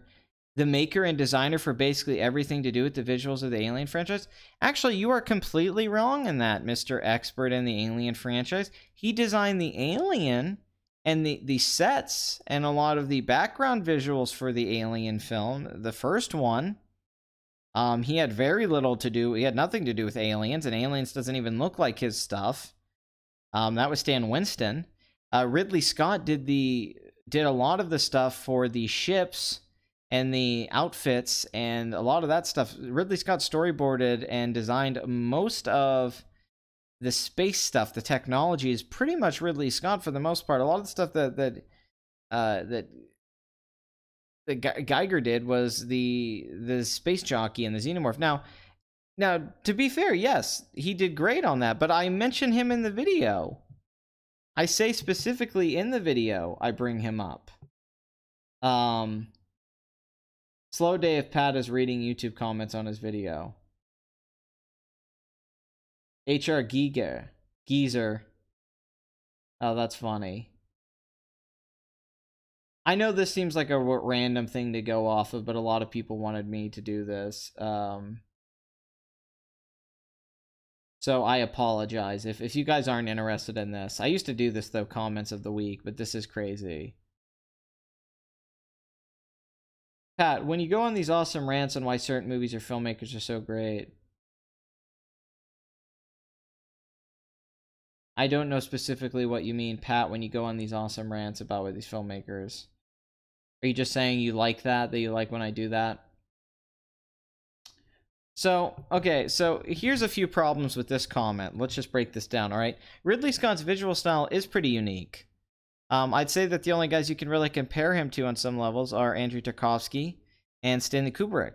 I think he's one of the best visualists of the 20th century and arguably of all time. I think he innovated how films looked in many ways and brought a lot of things that were prominent in commercials into the mainstream. Blade Runner is one of the most modern-looking films from its era. So yes, Ridley Scott also shot Alien. He was a big a guy behind the lighting and the use of shadows with the xenomorph to keep it hidden. The camera work for the most part was Ridley Scott, more so than probably a cinematographer, a very technical director. So yes, the visuals of Alien, if you know anything about movies, would be that the director, if he's a very talented director, knows his lenses and knows what kind of gels he wants to use and knows his camera very well, is doing a lot of that stuff, like David Fincher. David Fincher's just as important on Fight Club as the special effects team. Same thing with Ridley Scott in the first Alien. This is very known, just like Blade Runner. This is the biggest compliment of Ridley Scott's entire career by most people who love him, is his visuals. Even his bad films like Legend is a gorgeous movie with wonderful production values. So yes, Ridley Scott is a major part of the visuals. You trying to pretend that it was all Giger is ridiculous. The maker and designer for basically anything to do with the visuals, that's just not true. Anything to do with the visuals of the Alien, that's not true. I mean, a lot of it, yes. But if you're just eliminating all of the stuff Ridley Scott did on Alien, and now he made that film look. He directed, I mean, he shot the movie. He visually executed the designs. I mean, yeah, Giger won the special effects Oscar, and deservedly so, I think. But I don't know what you're getting at. That's like saying, like, George Lucas had nothing to do with Star Wars, it was all the special effects team, or like Kubrick had nothing to do with his movies looking great, it was whoever did the set design. It's like, what? That's not how films work. See, when you're ignorant but judgmental about something that is not yours, and on top of that you're entitled, nothing good can be expected. So you clearly are ignorant on the Alien franchise and how filmmaking works. And I'm judgmental because I'm judging a work of art that I paid to go see and viewed. Okay. I do not get this person. At first of all, I thought this was trolling. So I came back and wrote a couple comments. How did you get the dude bro thing? But I won't read my comments to you guys because I'm basically going into that here, what I said. But I said that I brought up this stuff. You say what you wanted. I wanted to see cool shit. You know the definition of a dude bro. Yes, and I don't know why you keep bringing it up. It's odd when I'm writing back. I'm pretty much writing back very nice things. I'm not really writing back mean things here at first. I said if you think quoting Paradise Lost or Ozymandias is depth, then you are easily impressed and need to watch more subtle films, which I did not mean in a condescending way. I mean that you should probably watch something like The Seventh Seal. He's completely rehashing and scenes from tropes from other movies. I could break that down for you peacefully. I could break down everything that he ripped off or took from. I mean, he even takes from Aliens, a James Cameron film. But I basically said, you're not a mind reader. Quit telling me my intention. People like to tell you intention. You made this video to influence people or to say that you are entitled or something. And I talked about how I paid to go see the movie, right? I have no reverence for the product. I have reverence for the author and the hard work that a production like this takes. Once again, this is movies just so hard to make argument. That doesn't make the movie good, and really it isn't actually that hard for Ridley Scott to make a $100 million movie. He even says so himself. He filmed the reshoots for that movie, All the Money in the World, in like 9 days. Ridley Scott doesn't actually have that hard of a time making movie.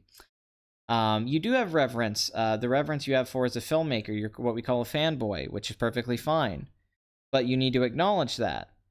You are overhyped on Ridley Scott, which is part of what the video is breaking down. And instead of refuting that, pointing out to me why Ridley Scott's a brilliant filmmaker and why my video is wrong, all you're doing is basically making straw man arguments. You're saying that my intention was this, or that I'm entitled. You're making up things like you can read my mind and you know I made a video. So I told the person that the video was comedic, and a part of that was very obvious to a lot of you guys who laughed at the video. Remember the puns? Michael ass clencher, Michael transgender, Michael bartender, right? Oh, now it's a comedic video. Yes, it is. That was part of the joke, was the video was comedic, yes. And that's why in the comments, which there's 1,000 of, people keep writing how much they laughed at the video. Like when I talked about the blood scene and it described the movie and I was laughing during parts. Most of my videos are comedic.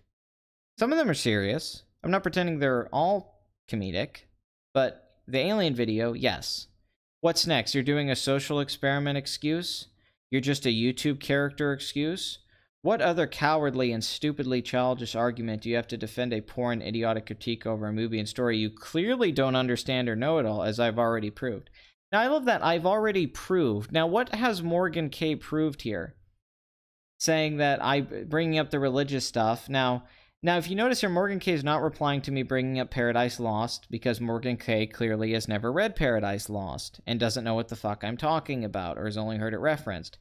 which would then know that I acknowledged and saw the religious subtext and what was being discussed, especially with the David character in Alien Covenant. I even did a whole video discussing the movie with Dan a long time ago, talking Alien to Star Wars, and I also did a film talking about things I liked about Alien Covenant, and I was talking about some of the things I found to be positives. All of this stuff's very obvious, so I was I'm confused about this that I already proved.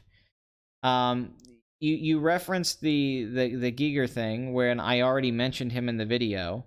And a lot of people are mad because I said his name wrong, but a lot of people, I mentioned him in the video saying that a big reason the original Alien worked was because of the screenplay and the designs. Not necessarily Ridley Scott being a genius. That was one of the points in the video, so it makes me think you didn't watch the video if you're saying that I don't understand that. There's literally one of my first points in the video. So once again, very confused. Also, it's not an excuse to say something's comedic when you're doing a comedic, when that's your intention. That's just explaining context to you, so you understand maybe something that you missed.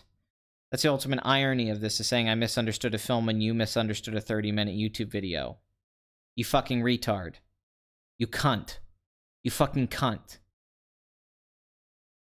Anyway, so I said that I can't talk about a movie that I paid for. And so this guy does one of the worst semantic arguments I've ever heard in my entire life. Oh, and he gets mad that I say the puns. Yes, that was one sign that this was comedic, was that I was using puns. I'm sorry that went over your head. I am the Punisher and the one I punish the most myself. Anyway, you didn't pay for the movie, champ. You paid to see the movie. The movie is not yours. Holy fucking shit.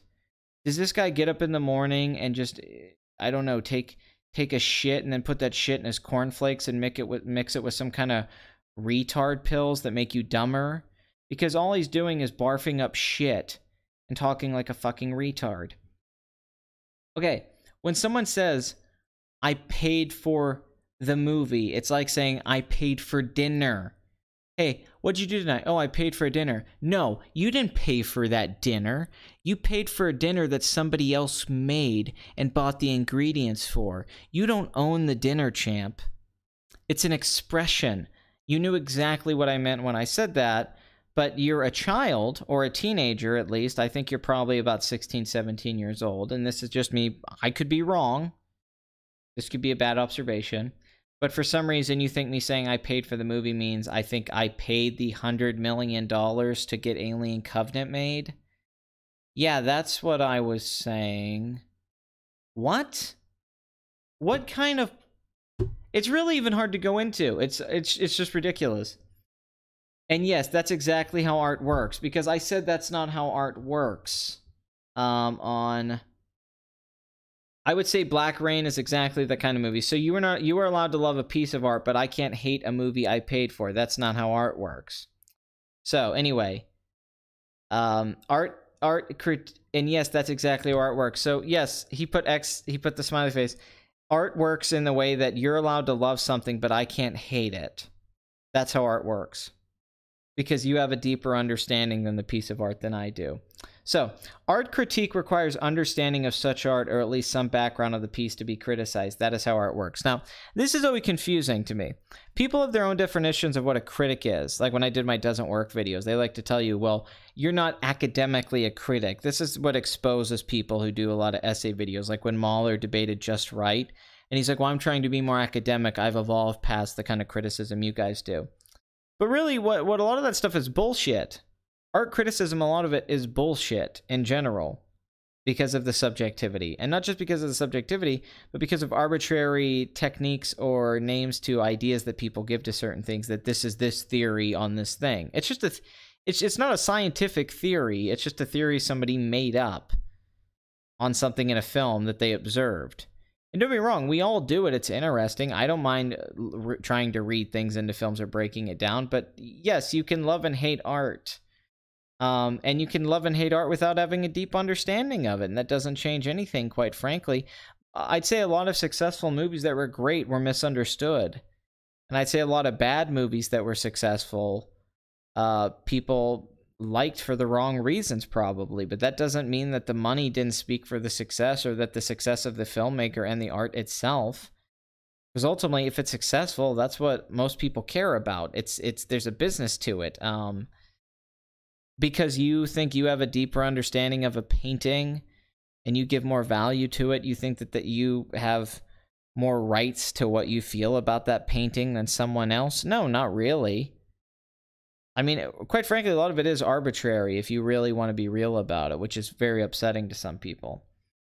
So, art is not subject to changes, critique, and mockery from dude bros who don't know the industry. Now, I don't know where this comes from. I don't know the industry. What?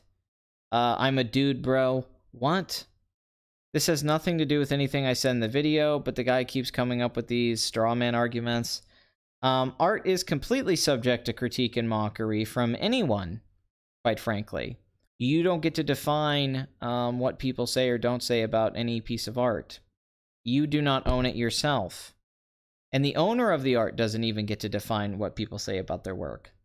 And every artist pretty much says this. And don't understand the process of the production. Now, what did I misunderstand about the process of the production of the movie? Once again, none of this is being elaborated on. It's just being stated like it's a fact. Now, I told the person you were embarrassing yourself, which I think they are. Embarrassing. I think you forgot who's the idiot who made a movie he doesn't know shit about. Now, once again, he's not pointing out how I don't know shit about the movie. I basically just broke down plot holes, poor logic, bad writing, bad dialogue, unintentional comedy, bad pacing, how it's a bad sequel to Prometheus, how a lot of things don't make sense, the literary references, the religious subtext being ridiculous and overt, all sorts of things about why the movie doesn't work. The bad CGI. He's not talking about any of those things. He's specifically going on about things that have, once again, nothing to do with the video. For instance, me being a dude bro. I don't know where that's coming from. I never claimed the movie was mine, blah, blah, blah. So you know about Giger, but still credited Ridley Scott for the visuals. Normally he calls me. Once again, they both contributed to the visuals of Alien, and that's very common knowledge. A lot of the brilliant lighting and camera work is because of Ridley Scott. So I did not credit the visuals alone to Ridley Scott in the video. That's just wrong. That's not what I said in the video. Why are you acting like I don't know very common sense? Everyone knows who the fuck designed the xenomorph, and everybody knows who fucking made Alien in the story of the visuals. That's like saying, oh, you didn't know that the shark didn't work on Jaws? Oh my god, you don't know anything about Jaws. It's like, are you fucking kidding me? This is film 101. This is basic shit. Like, are you... Oh, Brian De Palma wrote the crawl for Star Wars. Did you know that? Did you know that? Yes, you fucking moron. Yes, everybody fucking knows that. Jesus Christ. Literally, this is Wikipedia article shit. Okay, you don't even have to get film books to learn this shit. You don't even have to watch a documentary. This is the kind of stuff that's on a trivia page on, like, IMDb. Anyway, he goes into why he likes the movie. Because it's the very rare case to see sequels or prequels that actually have something to say. That's actually not true. Something to show other than more of the same, which is also not true. Ridley Scott's doing a lot more of the same in Alien Covenant. Less so in Prometheus, but in Alien Covenant, he's doing a lot of things that were already done in the previous films. There were many questions lingering in the original movies that have been answered and are still going to be answered. I think that's very debatable if Ridley Scott's going to make any more Alien movies. Having mystery for the sake of mystery is just stupid and lame. And as you said, we don't know that the space jockey does. It was cool. Dude bro argument to keep it as a mystery. Now, apparently saying the word cool is a dude bro thing. You can't use the word cool or awesome or badass or something. And he's referencing my point about the space jockey it was a mystery made it interesting. Yes, not knowing what it was more interesting than finding out that it was just this giant muscle guy inside of it, basically finding out that it was these aliens, these engineer creators. And Ridley Scott saying that Jesus was an engineer. Why are you forgetting all this? He kept changing what his ideas were from interview to interview. Ridley Scott doesn't even know what the fuck is going on with these Alien prequels. Don't pretend that you understand something that the people making don't understand. Oh yes, I didn't see the genius of Damon Lindelof. But that's not a dude bro argument. The space jockey was cool. I would say that's definitive cool. Is the idea is very cool. Is, hey, let's show something in the background and have the audience go, what the fuck is that? And it implies that, like, oh, this thing crashed here and these people were trying to make a weapon. And that weapon that they were trying to make fucked them up, or at least this specific member of this race. Maybe this race is dead. Maybe it was killed off by the xenomorphs. And now Wayland Yutani wants to use that as a weapon too, just like these aliens created it for, right? And they're having this android go to get that, and he's gonna fuck over this crew of human beings. That's a really cool idea for a story. And it makes you think about the space jockey. It makes you think about what happened, which is ultimately scarier. And it doesn't need a definitive answer. Definitive answer is like giving a definitive answer to the briefcase in Pulp Fiction. It takes away a lot of the substance. Okay. Anyway, let's continue. That's not how writing works. Now, that is how writing works. Exactly how a lot of writing works. I just explained the briefcase in Pulp Fiction. That is not explained. What books or movies have you seen where you think that things unexplained or mysteries that are part of subtext is not part of writing? That's very common in writing, including Shakespeare. What have you read where you think that that's not part of writing? That's a very common writing technique. So, okay. I know you're pretty immature and ignorant in the subject of art and how composing, writing, and directing is done. But still, common sense should tell you that some cool shit for the sake of cool shit is just dumb. Wrong. Completely wrong. Cool shit for the sake of cool shit is completely fine in horror, action, adventure, science fiction films, comedies, all sorts of things. It's fine to just have cool, awesome moments in your movie that are exciting and cinematic and keep the movie moving.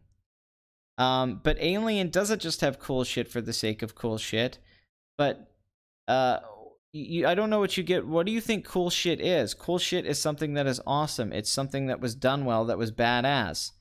Like Arnold covering himself in the mud so the predator can't see the heat in his body so he can hide. That's cool shit. Like, I don't know why this person doesn't get this. But once again, they keep going to these same arguments without, once again, addressing really anything I said in the video. Just keep saying, you said cool shit, so thus all of your other points are invalid. Many things are being added to the universe of Alien that is exactly what Ridley Scott wanted to do. I don't care what Ridley Scott wanted to do. He says it many times before the release of Prometheus. He's also said many things contradicting things he said about Prometheus and what he was going to do with this franchise. This is very common knowledge.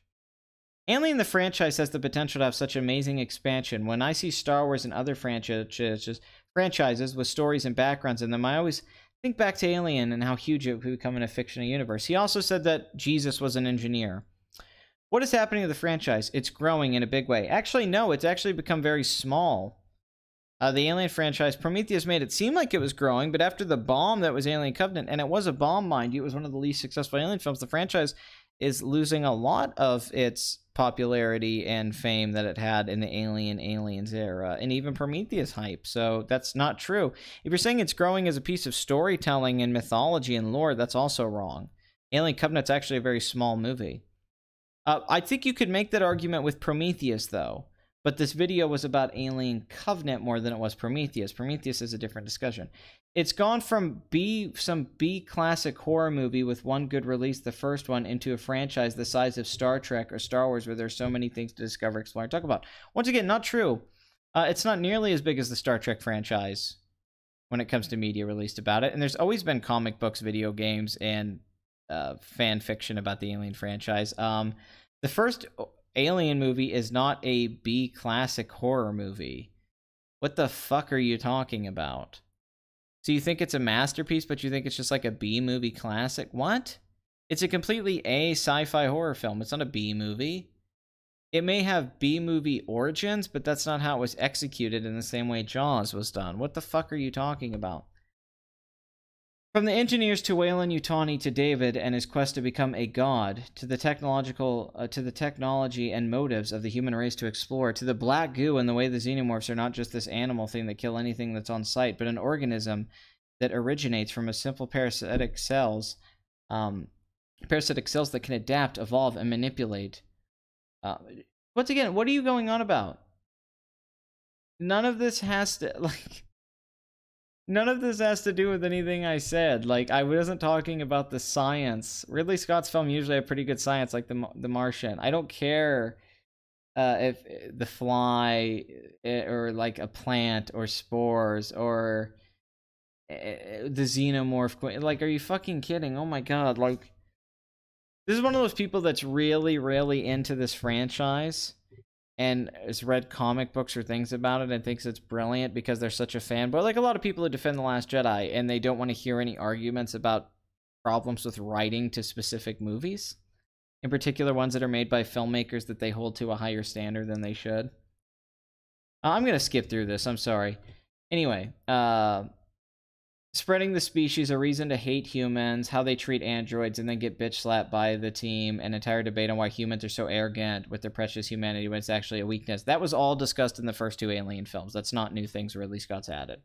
This is how good writing and storytelling is done. For you, having a message, not cool shit. Once again, the cool shit point. I don't know why you keep harping on this. That's a very terrible argument. To deliver to the audience a message that the author, director wants to express through their fictional world without forcing your opinion into it, but instead allowing you to experience many sides of it, the good and the bad. This is how good film directing is done. No, that is not how good film directing is done. That is a very simplified version of what good filmmaking is. You are simplifying it to try and suit an argument that you're having with yourself in a sense. You're trying to rationalize something to yourself and having a completely different conversation for me. The pacing, which was horrible in the movie, the scenery, that was fine. The way the very distant future as a fictional universe is taken and delivered us in a way that we can understand and can even relate to our contemporary issues. Nothing about Alien Covenant is relatable to our contemporary world and life issues that I could find. I don't think any of it was relevant to the modern day. In fact, I'd say a lot of the film was outdated if you've read any science fiction literature. This is how you make sequels, prequels, while keeping a dear respect for the original product instead of wearing them down for the sake of profit. Most of the complaints I've read on Prometheus was, why are these scientists so stupid? Well, wasn't Vickers who hired them? And isn't Vickers determined to see her father fail? Isn't she resentful of David and Wayland and cares not even a little for these gods or aliens at all? Makes sense that they are the idiots. She picked them up. So you're telling me that Vickers hired idiot scientists? Now, is that an oxymoron if you've heard one? Does that make any sense? So she hired people that, from what I remember, some of them were in the top of their field, like Noomi Rapace's character, and there's dumb shit like she was religious as a scientist. So she hires they hire scientists, people with degrees that are in the future that are scientists, and I imagine where there's a lot more complex things to be a scientist about that takes a lot more work to figure out. Especially with the advance of technology, and she hired them. So she went out and found dumb scientists to complete the mission. That's a horrible, horrible fucking argument to defend the stupid decisions by the characters of Prometheus. It's not like they were just making dumb decisions for scientists. They were making dumb decisions, and there was dumb writing for anyone.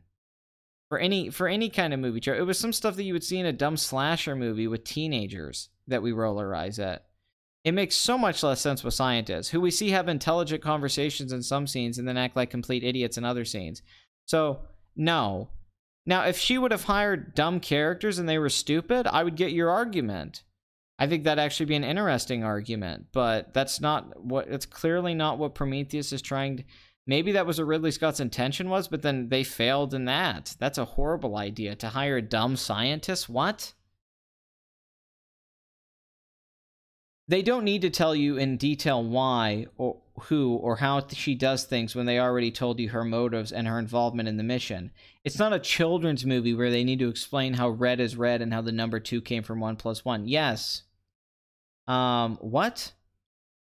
They do need to explain some things. Just leaving these really stupid things up without answers that make any sense. That's like, they don't need to explain stuff in Force Awakens and Last Jedi that doesn't make any sense. You just have to come to your own conclusion. That's bad writing. Okay, it's not an interesting mystery like what is the space jockey to go, why are these people taking their helmets off on a planet they've never been to and not worried about getting infected, and then they actually get infected because they do this dumb shit. What the fuck are you talking about? That's such a... Like, even if you like Prometheus and Alien Covenant, it's hard to overlook that complaint. It's like the running straight and not running sideways thing. Yeah, it's stupid. It's bad choreography. It's bad filmmaking, quite frankly. Anyway, you're not a movie critic. Actually, I am, because I review movies on the internet and they get thousands of views. You're just somebody commenting on this because you got a stick up your ass about something for some reason, and you're upset that I came back at you and actually had good arguments of substance, so you had to keep coming back at me with worse and worse arguments. You keep digging a deeper hole because you're like one of those people that starts talking shit, and then somebody comes back at you and they can talk shit better than you, and you get really upset, so you just try to cling on to things to try to give yourself some kind of win, like gotcha points, but you just expose your hypocrisy and your own lack of knowledge and understanding of things, which is honestly, that's what was so depressing and fascinating about this. I find this very fascinating. This shows you kind of the mindset of some people, of fans of franchises, or how they think they know a lot about movies, and really, they're at their understanding of like at a 14, 15-year-old level, if you were a film buff and you were starting to watch movies, you know. Which, once again, I don't mean in a condescending way. That's still better than a lot of people. But that's where we're kind of at. This reminds me of me when I was like 15, 16 years old. I used to talk this way. Anyway, you're not a movie critic. Yes, I am. Objectively, I'm a movie critic, and you could be too. If you criticize movies at all, and you've made any money off of it, quite frankly, you're a professional movie critic. You're a fan complaining.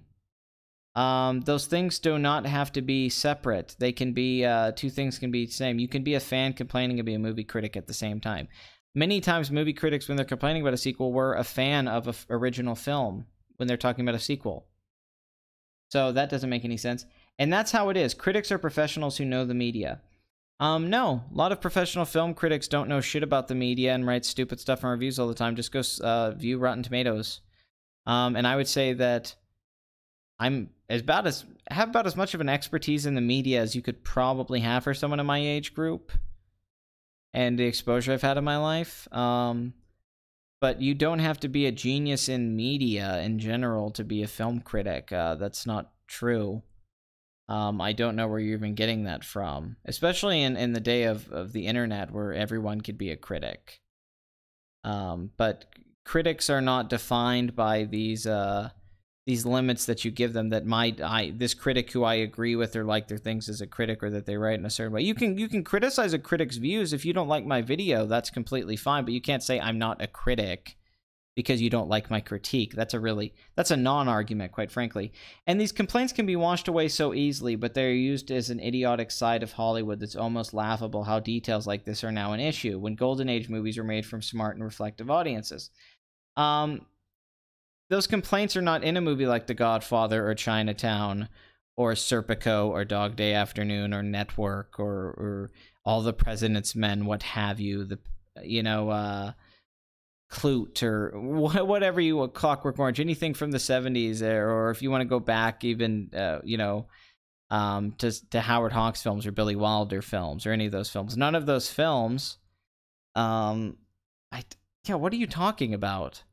Quite frankly, a lot of the complaints in the video about bad writing and things point out you're not discussing. You're only talking about these random generalizations about things that are so simplified and that it's hard to even to pick at what exactly to break down. You're basically saying nothing. Like these comments, these things you're saying have no substance, which isn't surprising considering you think Covenant's a deep movie. Figure it out. It's your fucking channel and your opinion. You're the one so interested in why I'm not agreeing with you. I'm interested because you're not doing a good job of explaining your point of view, and I'm trying to figure something out. Because on my channel, I actually reply to people. And yes, I got aggressive because you pissed me off by backpedaling like a coward when all your arguments are right there in the video. I can rewatch and confirm. Now, you were completely wrong about me mentioning H.R. Giger, which means you didn't pay attention to the video the first time. You misunderstood the context of a lot of the video being humorous and a joke, which totally everyone else seemed to get in the comments. People laughed at the jokes. But that bothered you that I had an answer to that. I didn't backpedal on anything. I just explained things of what I meant. That you had trouble with the video. In fact, I was trying to inform you on things and help you out so we could actually have a discussion on the movie, but instead, which I've been willing to have, I talked to somebody who liked the movie. We had a 3-hour live stream. Me and Dan had a conversation about it on the channel at the time. So backpedaling like a coward. None of that happened. Good to see you, Amon.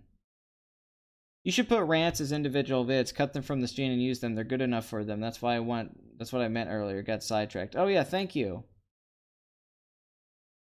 Just wait till you read his last two comments. Becomes obvious that he's some edgelord who wants everyone to know how smart and mature he is. Yeah, I'm sure.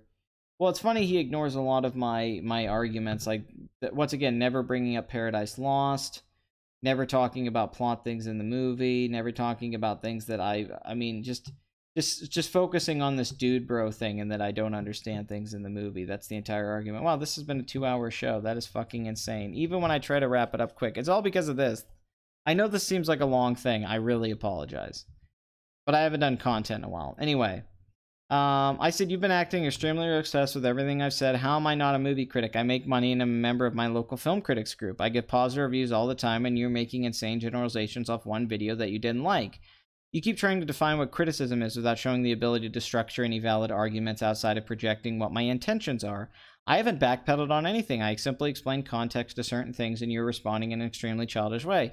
It took you several comments to finally say anything about why you enjoyed the film, and that was actually something I enjoyed reading. You were hypocritical because of your original comment being written in the same way you attacked my phrasing in the video. You came in like you had ownership of my video. Your original comment was calling me entitled, childish. You knew what my video was when you didn't understand it. That's the humor of a lot of this, is you're doing what you've accused me of. And I'm pointing that out. So she hired stupid scientists. That's what I said. One of the worst arguments I've heard to defend the dumb shit in Prometheus. So all the critics dislike Prometheus were just complaining because they didn't like the lack of basic logic. I'm starting to wonder if you got seduced by pretty visuals and pretension. I don't think you know anything about media or even read Paradise Lost. Clearly a lot of things were lost on you, and it's embarrassing that you have such a poor understanding of what makes a good story. You need to read more books and watch more movies. I can give you some recommendations, but you have to allow yourself to have the potential to grow. I think you have some potential, but you remind me of myself at 15 when I was first getting into art in a serious way. Go watch some Fassbinder films or Rossellini films, Rome Open City, for instance, and then you can move into stuff like Buñuel and Romer. I can also send you the links to good film essays about a lot of things you seem interested in, which what I would do. I would always love to educate people. That's one of the reasons I made this channel, was for people that take art and film very seriously and wanted to be more educated on it. Anyway, one of the worst arguments, really? Because that's on the movie script. What are you talking about? Because that's on the movie script. That's not on the movie script. If you're trying to say that her character hired them, that's true. But your argument is that the characters are stupid because she hired them. But there's no proof that she hired them as stupid people, or that they act stupid because of, like, there's no backstory on them being hired and being dumb. They're not supposed to be dumb people. You don't even understand your own argument. You need to read more. Let me stop you and remind you that twice I've said that I am an author. I read and write on a daily basis. I read and write as a daily job. You read and write as a daily job. You're into art in a serious way. Ha ha ha ha ha. Breathe in. Ha ha ha ha ha ha ha. Man, what a dude, bro. Bye, kiddo. Keep trying and stay stupid. It's hilarious. Are you an author of any sort of success? Because everyone in 2018 is an author, has a podcast, which is very true. I love that. I'm an author. Yeah, so are all of my friends who are that were English majors or journalist majors, and none of them have had a book sell more than like maybe 500 copies. What, am I supposed to be fucking impressed that you're an author? Suck my dick. Suck my dick so hard. So hard. Okay. Anyway, let's get to the karaoke.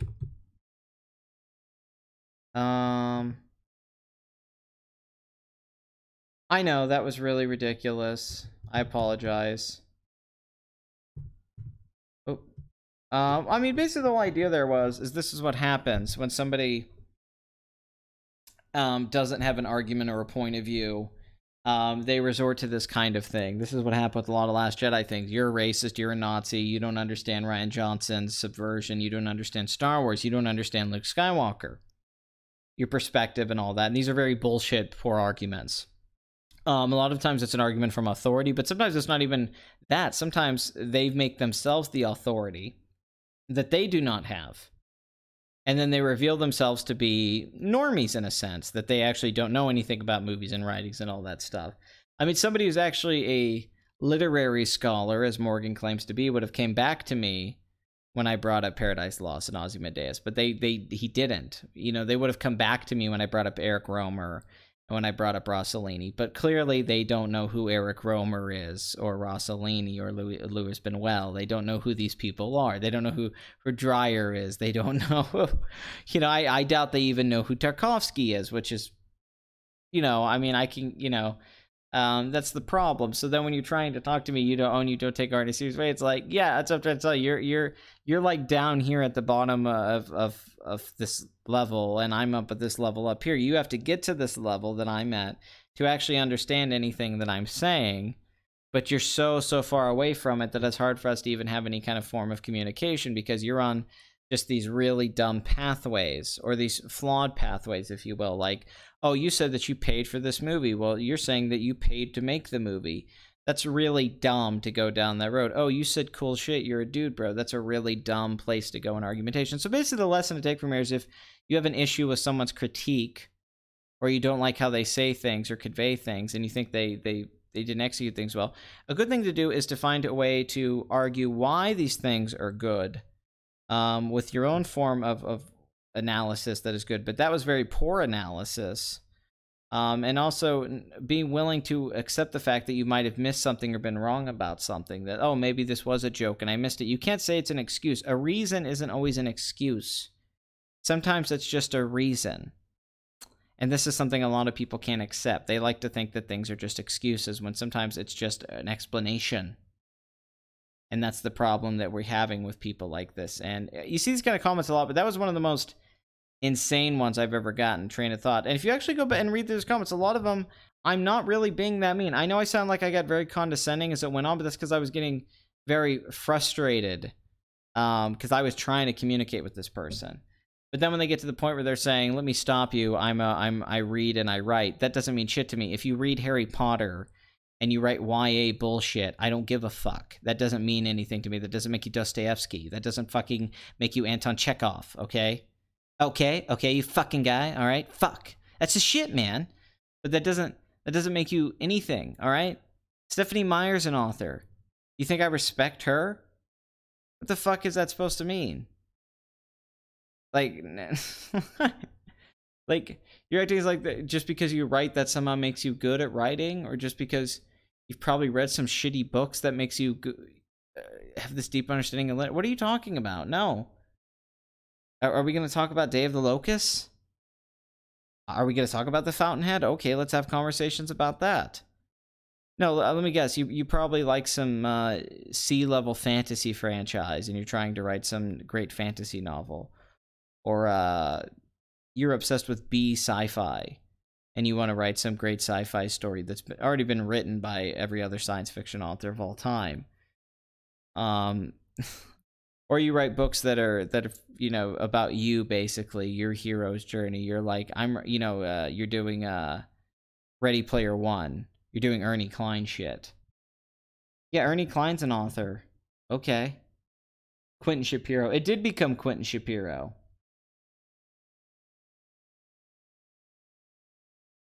Where's Darkwing?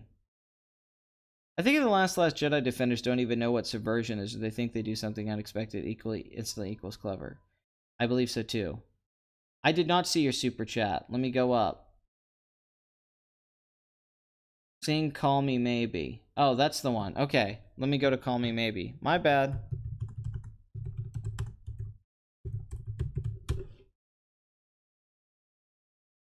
This episode is way longer than I want it to be. I apologize. I have to get up at 7. I have to get up at 7, basically, or at 6, actually, to go to work, so... Okay, let's do this. I'm getting the song ready. I appreciate the money, by the way, Darkwing. It means a lot to me. I was singing the Cheers thing. Making your way in the world today takes everything you've got. And your third fiance didn't show. Sometimes you wanna go. That song's so good. Before I do this, I'm gonna have to go get some headphones. I will be right back.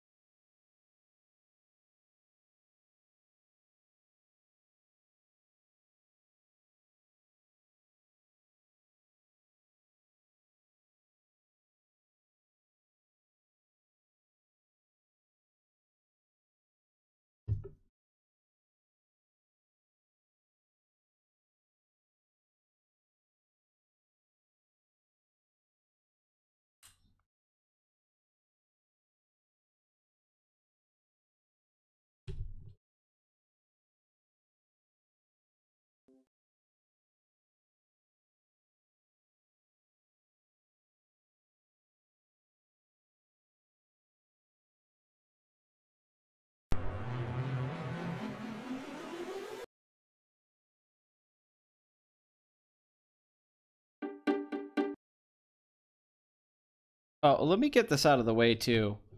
Carly Rae Jepsen's the shit. All right, one of the greatest modern day pop stars, underrated. Emotions, one of the best pop albums of the last decade. All of her songs are genius. It's one of the only things I completely agreed with Max Landis on. She's wonderful. She's way better than Taylor Swift, even though I like some Taylor Swift music. But if a lot of you guys have followed this channel, you know I am a kind of a pop fag, and I love me some pop music. Carly Rae is a darling.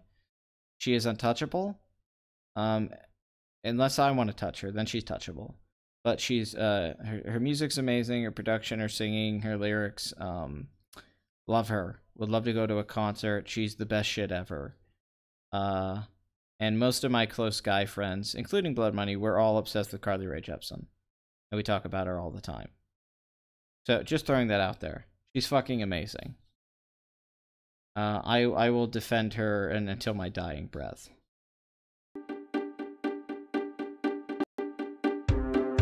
Oh, sorry. God, this is a tough one for me. Okay. Never tell. Sorry. Okay. God, I just haven't heard this one in so long. I'm trying to remember the rhythm of it. I threw a wish in the well. Don't ask me, I'll never tell. I looked to you as it fell, and now you're in my way. You guys are gonna have to give me 1 second. Actually, I'm gonna have to go. I completely forgot how the song goes. I know the lyrics. I just can't seem to. Oh god, this is a weird box office addict. This has definitely got to be one of the weirdest box office addicts ever. All right, give me 1 second. I gotta go actually listen to this real quick. I apologize. You never heard this song? It was really popular. Ask me. I looked. Now you're in my way. Trade myself. Pennies. And donna.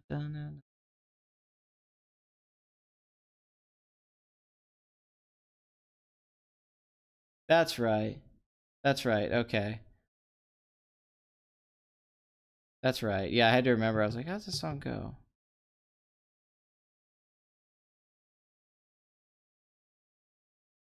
Okay. Here we go. Here we go. Sorry. I know this is the most long, ridiculous thing ever.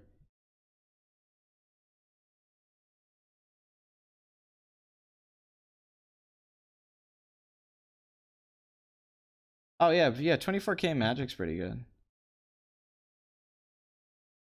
Okay. Trade my soul for a wish, pennies and dimes for a kiss.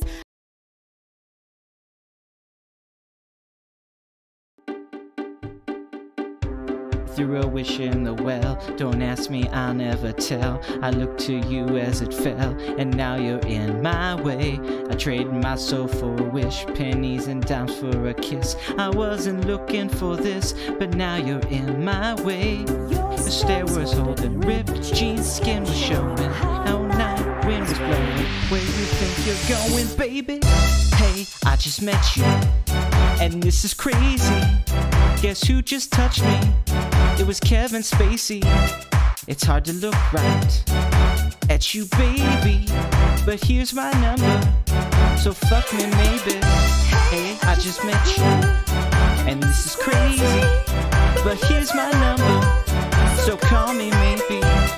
And all the other boys try to chase me, but here's my number, so call me maybe. You took your time with call, I took no time with fun. You gave me nothing at all, but you're still in my way. And I beg and borrow and steal at first sight, and it's real. I didn't know I would feel it, but it's in my way. Stair was holding, ripped jeans, skin was showing. Hot night, wind was blowing. Where you think you're going, baby? Hey, I just met you, okay? And this is crazy, folks. Here's my number, Quentin, baby.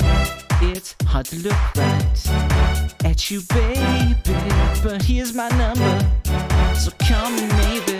Hey, I just met you, and this is crazy, but here's my number, so call me maybe. And all the other boys try to chase me, but here's my number, so call me maybe. Before you came to mind, I missed you so bad, I missed you so bad, I missed you so bad. Before you came to mind, I missed you so bad, and you should know that. I missed you so bad, I missed you so bad. You feel so good.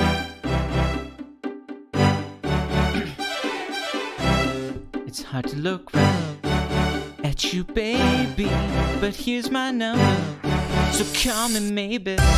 Hey, I just met you, and I'm fucking crazy, but here's my number, so call me maybe. Alien Covenant sucked, release got overrated. Morgan Crying makes me criticism, baby. Before you came to mind, I missed you so bad, I missed you so bad, I'm missing bad. Before you came into my life, I missed you so bad, and you should know that, so call me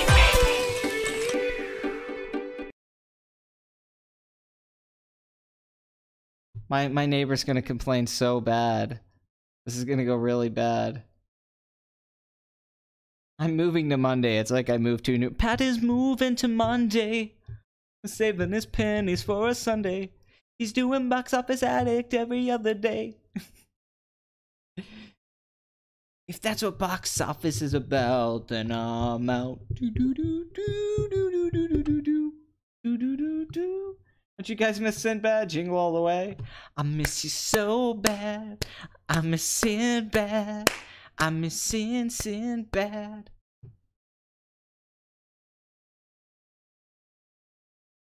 Pat, make sure you post the videos. Oh my god. Oh, I apologize about the touch myself thing. I tried to fix that. They still charge me the fucking. They still took my ad revenue from that, even though I took the song out. No, because I touch myself. I still think's my best one when I did the rap part. And when I think about you, I touch myself. Ooh, ooh, ooh, ooh. I don't want anybody else. When I think about you, I touch myself. I did Mad World one day. I did that. All around me are familiar places, faces, and I find it kind of funny. I find it kind of sad. The dreams I had are dying are the best I've ever had.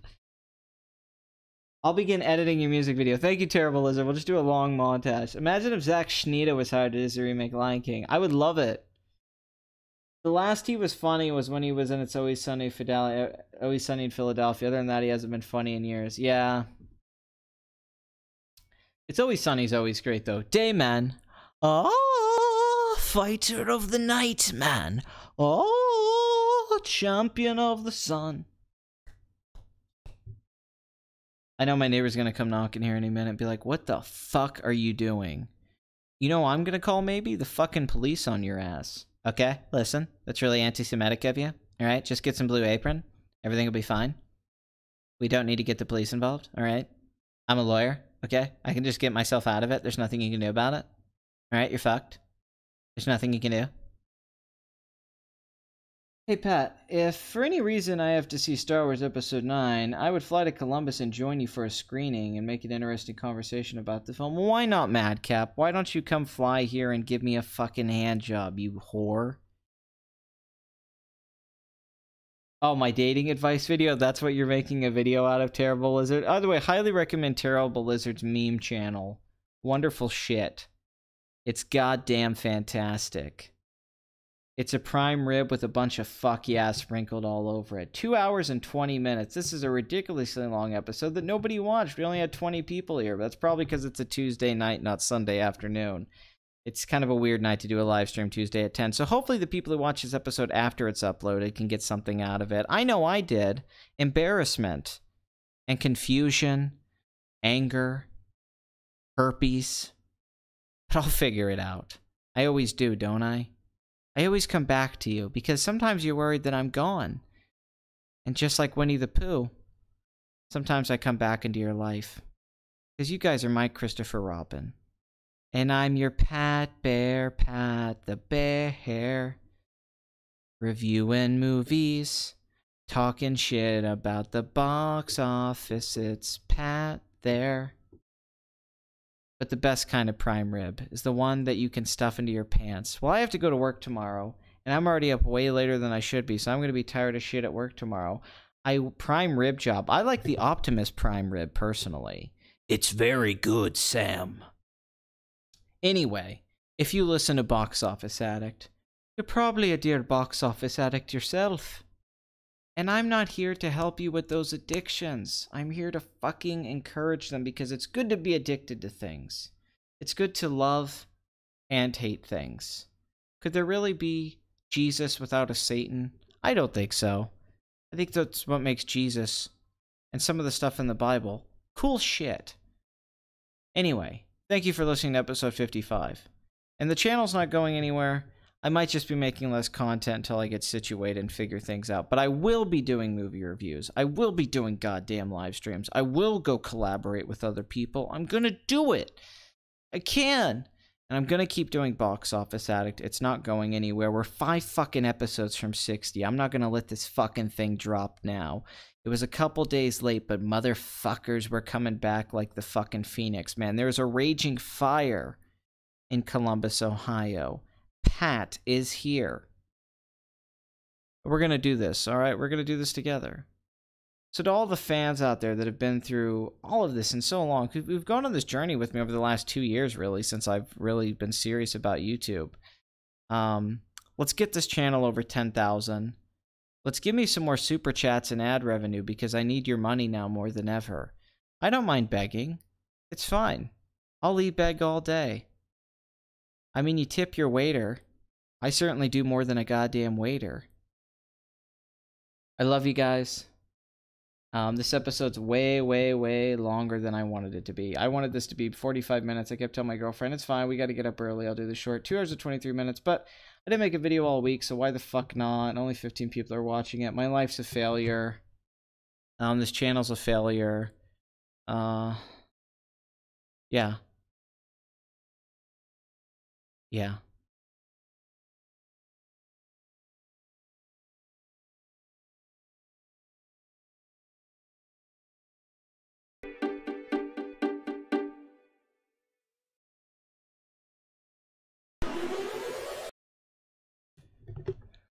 Da, da, da, da, da, da, da, ma, na, na, na.